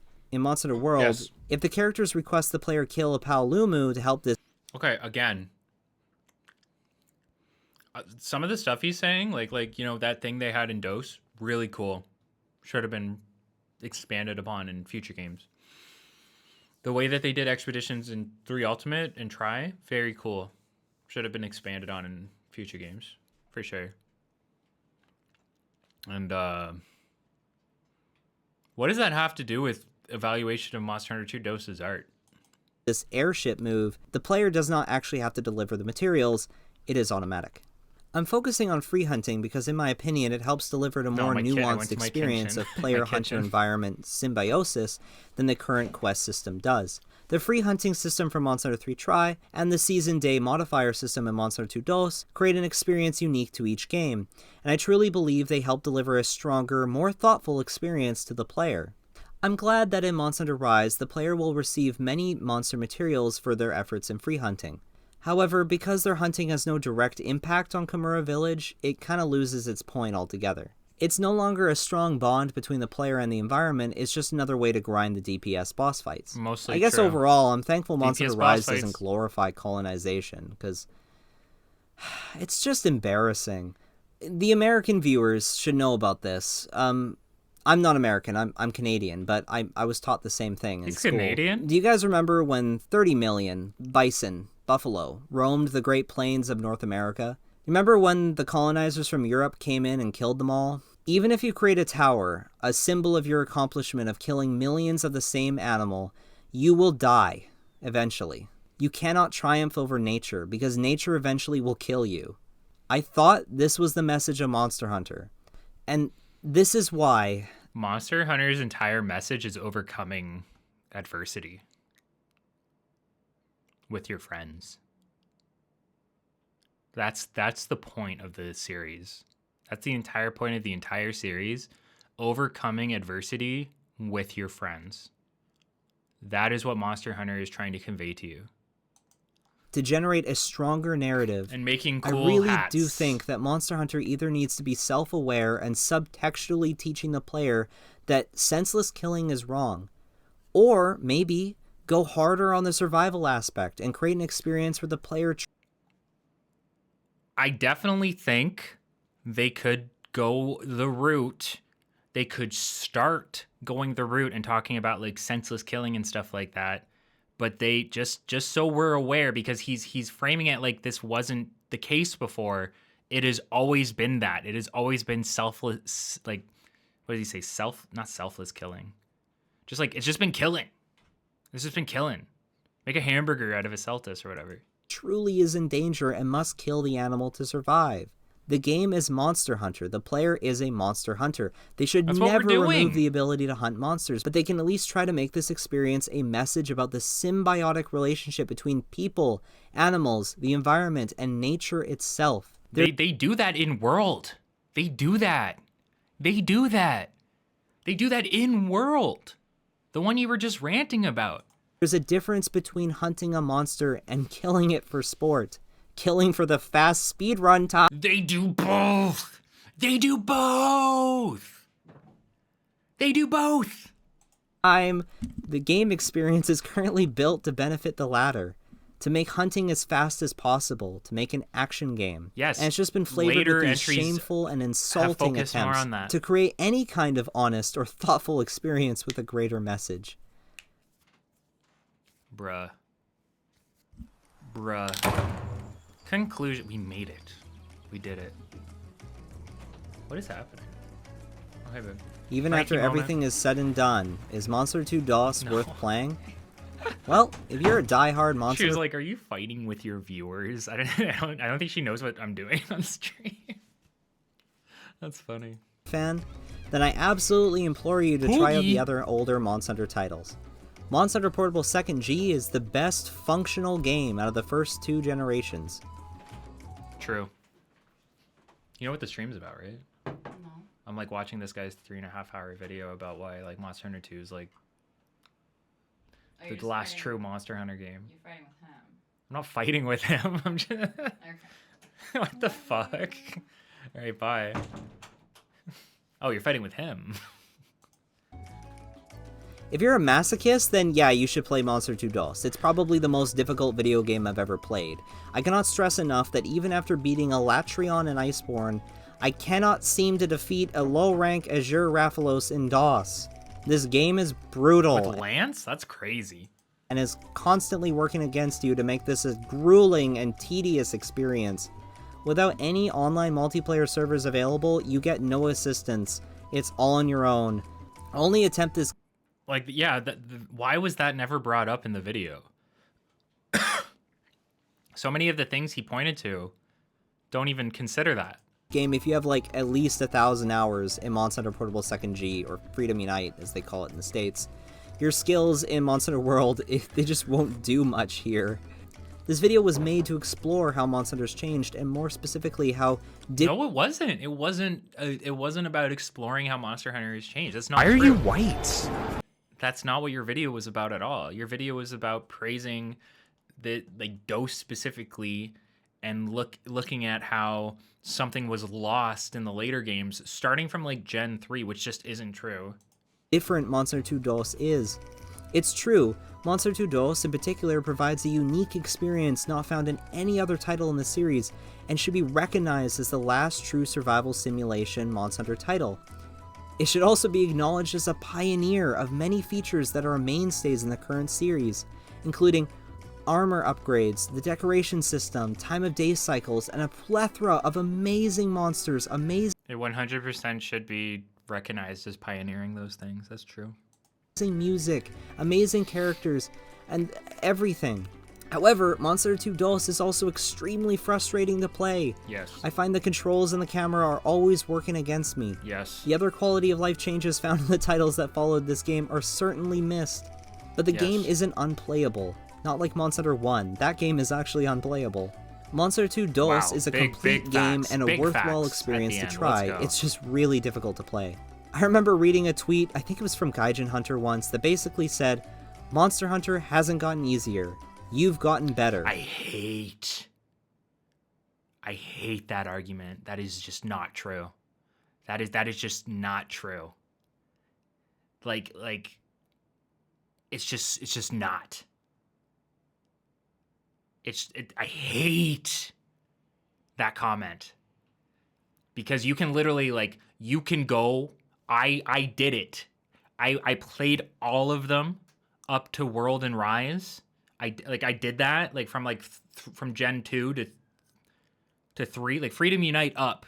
I did all that. So I have gotten better working my way up, and still when I go backwards, I find those games to be infinitely harder. Infinitely harder. They got easy. Like the gamers got easier.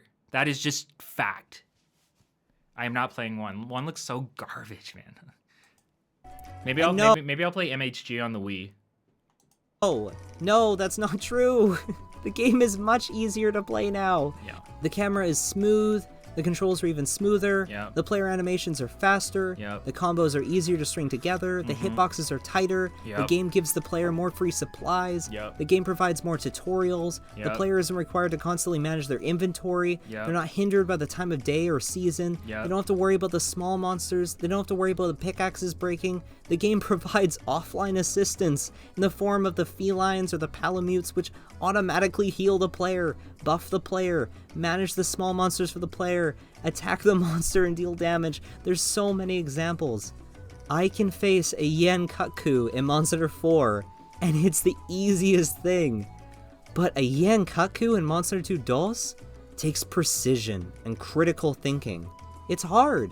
In Monster Hunter 2 DOS... Bro, wait, no. Have you fought Yankaku? Like, the first time you fight Yankaku in 4, that shit's impossible. Like, it was really hard. The Gravios took everything I had to defeat. It was a very long and aggravating fight. In Monster Hunter 4, it was no problem. That's not fair. You're using Charge Blade. That is still a very long and aggravating fight in Monster Hunter 4 Ultimate. He's using Charge Blade. It doesn't count. Doesn't count. Done. Easy. 10 minute. Not even 10 minute. Like, easy. Fast. Hitboxes are tighter. To counter this, there's more endgame monsters that use one-hit KO AoE attacks. I'm looking at you, Elatrion. Armor defense is higher. He's spitting right now. Let's go. This video should have just been all this shit. This is so true. To counter this, they've bloated monster attack values. Monster Hunter has gotten easier. To counter this, they've bloated damage and health numbers. To counter this, the endgame monsters are even more extremely difficult than they've ever been before. When we say Monster Hunter has gotten easier, it's a nuanced answer. Obviously, the endgame of Iceborne isn't easy. Obviously, it's difficult.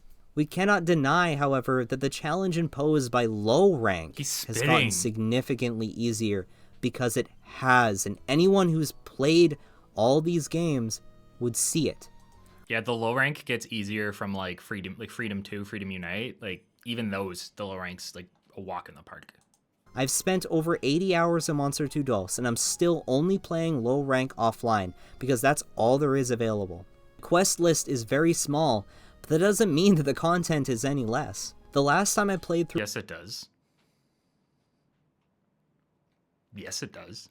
Through low rank in Monster Hunter World, I was using the free DLC Defender equipment that the game gives the player immediately starting the game. I didn't understand that this equipment turned the game into easy mode. There's a whole discussion you can have about Defender equipment, but I think overall, because of how the game has changed and because of how you have to, like, you don't purchase a separate game now. If your friends are getting introduced to the series, it makes sense that they would, and you're way ahead of them and you want to play with each other, it makes sense that they would want to work their way up faster to the new stuff to be with you. And like, I think Defender equipment is like, it's not the best solution, but it's not a bad solution either. I flew through low rank like it wasn't even an issue. This is such a disingenuous tactic. Capcom made the base game of Monster Hunter World stupid easy so the players would fly through it and ideally purchase Iceborne. No, they put it in because like they wanted people that were planning on getting Iceborne to be able to get to Iceborne faster, because that's where everybody was going to be. No one was going to be doing the base world stuff anymore.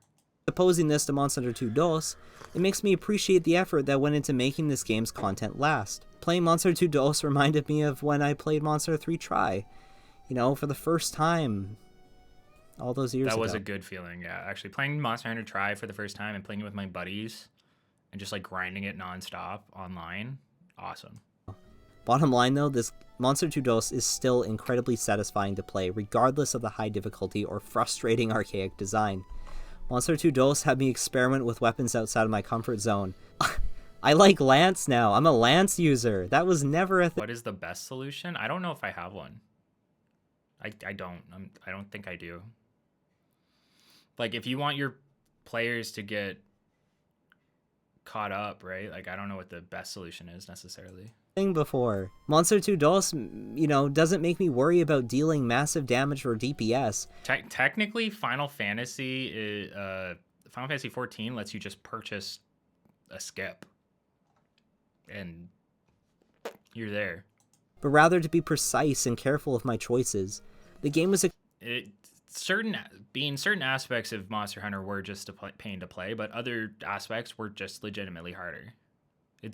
Not everything can be put under one umbrella. Extremely refreshing to experience. I had to fully immerse myself in the world in order to succeed. I spend most of the time in the quests actually just completing subquests or gathering materials or cooking meat. The game slowed me down. I can take in the beauty of the game. I know it's not my favorite Monster Hunter experience, but has sprinkles of game mechanics that rewrite my perception of a Monster Hunter experience overall. It's making me appreciate everything that Monster Hunter, what it truly is, appreciating the features that were removed in favor of the new DPS boss fights.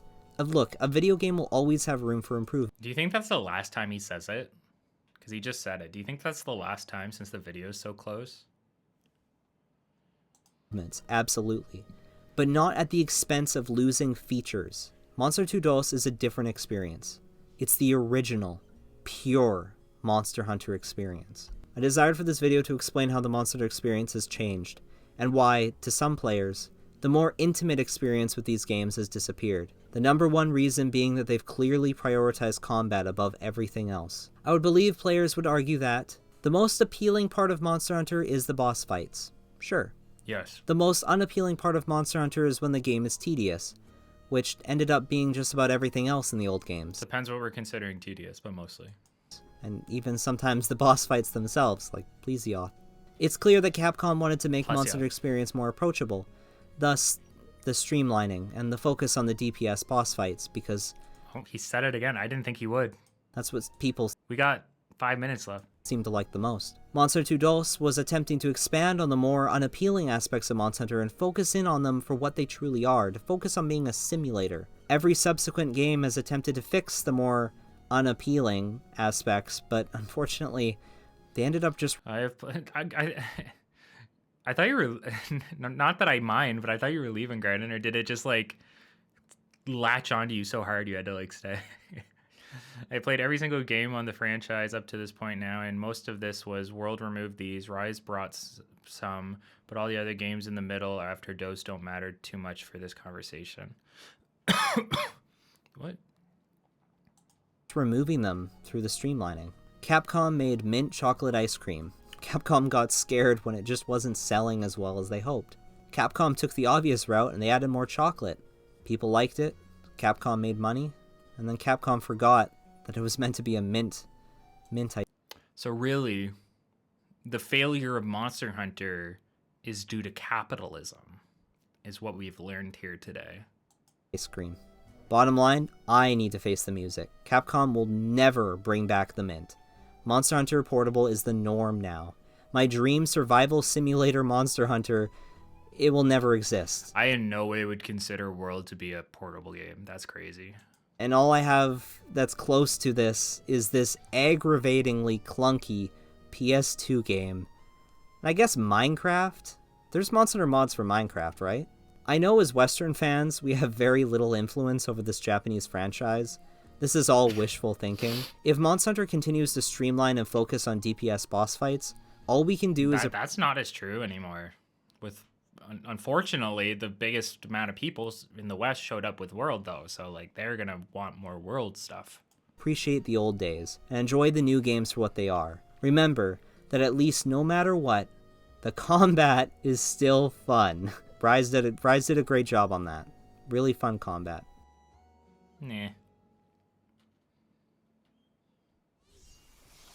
Alright, that was my review. Hope you guys enjoyed it.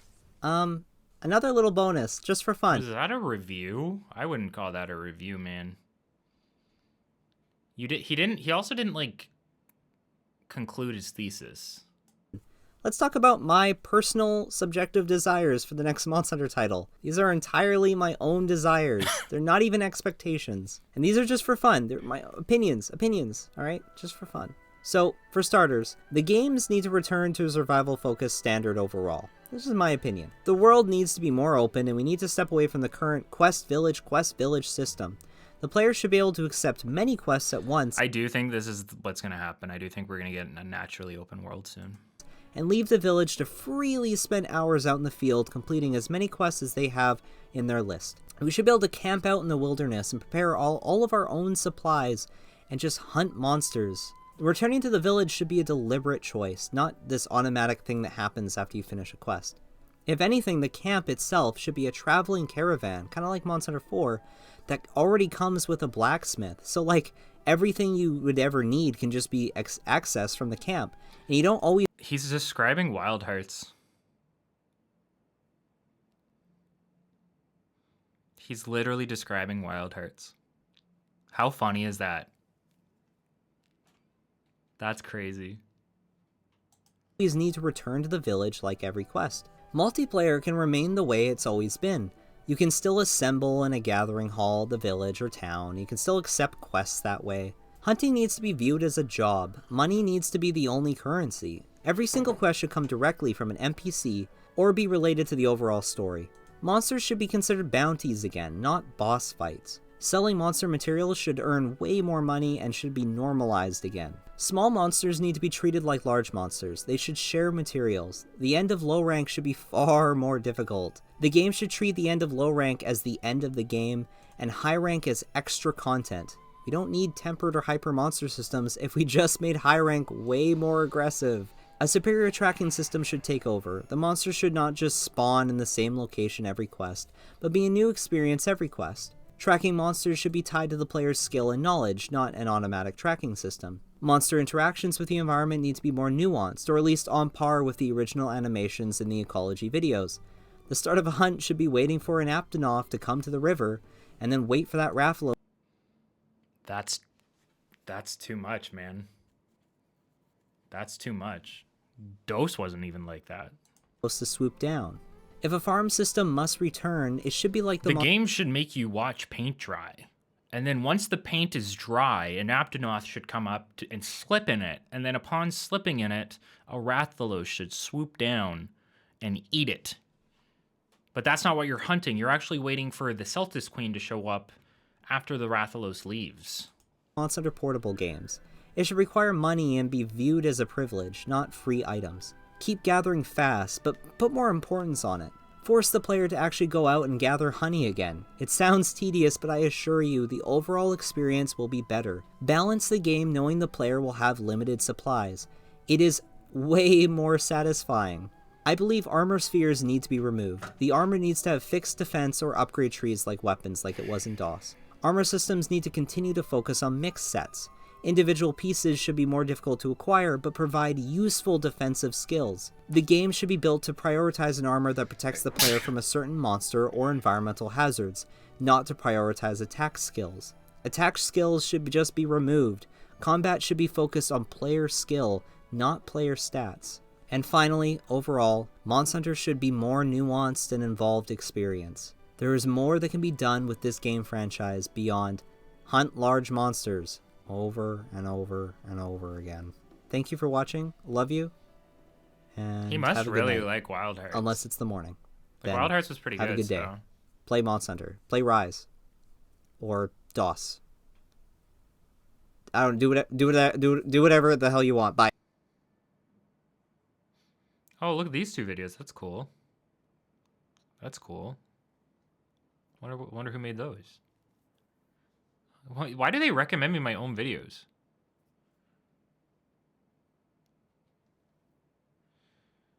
I don't have time to watch them now.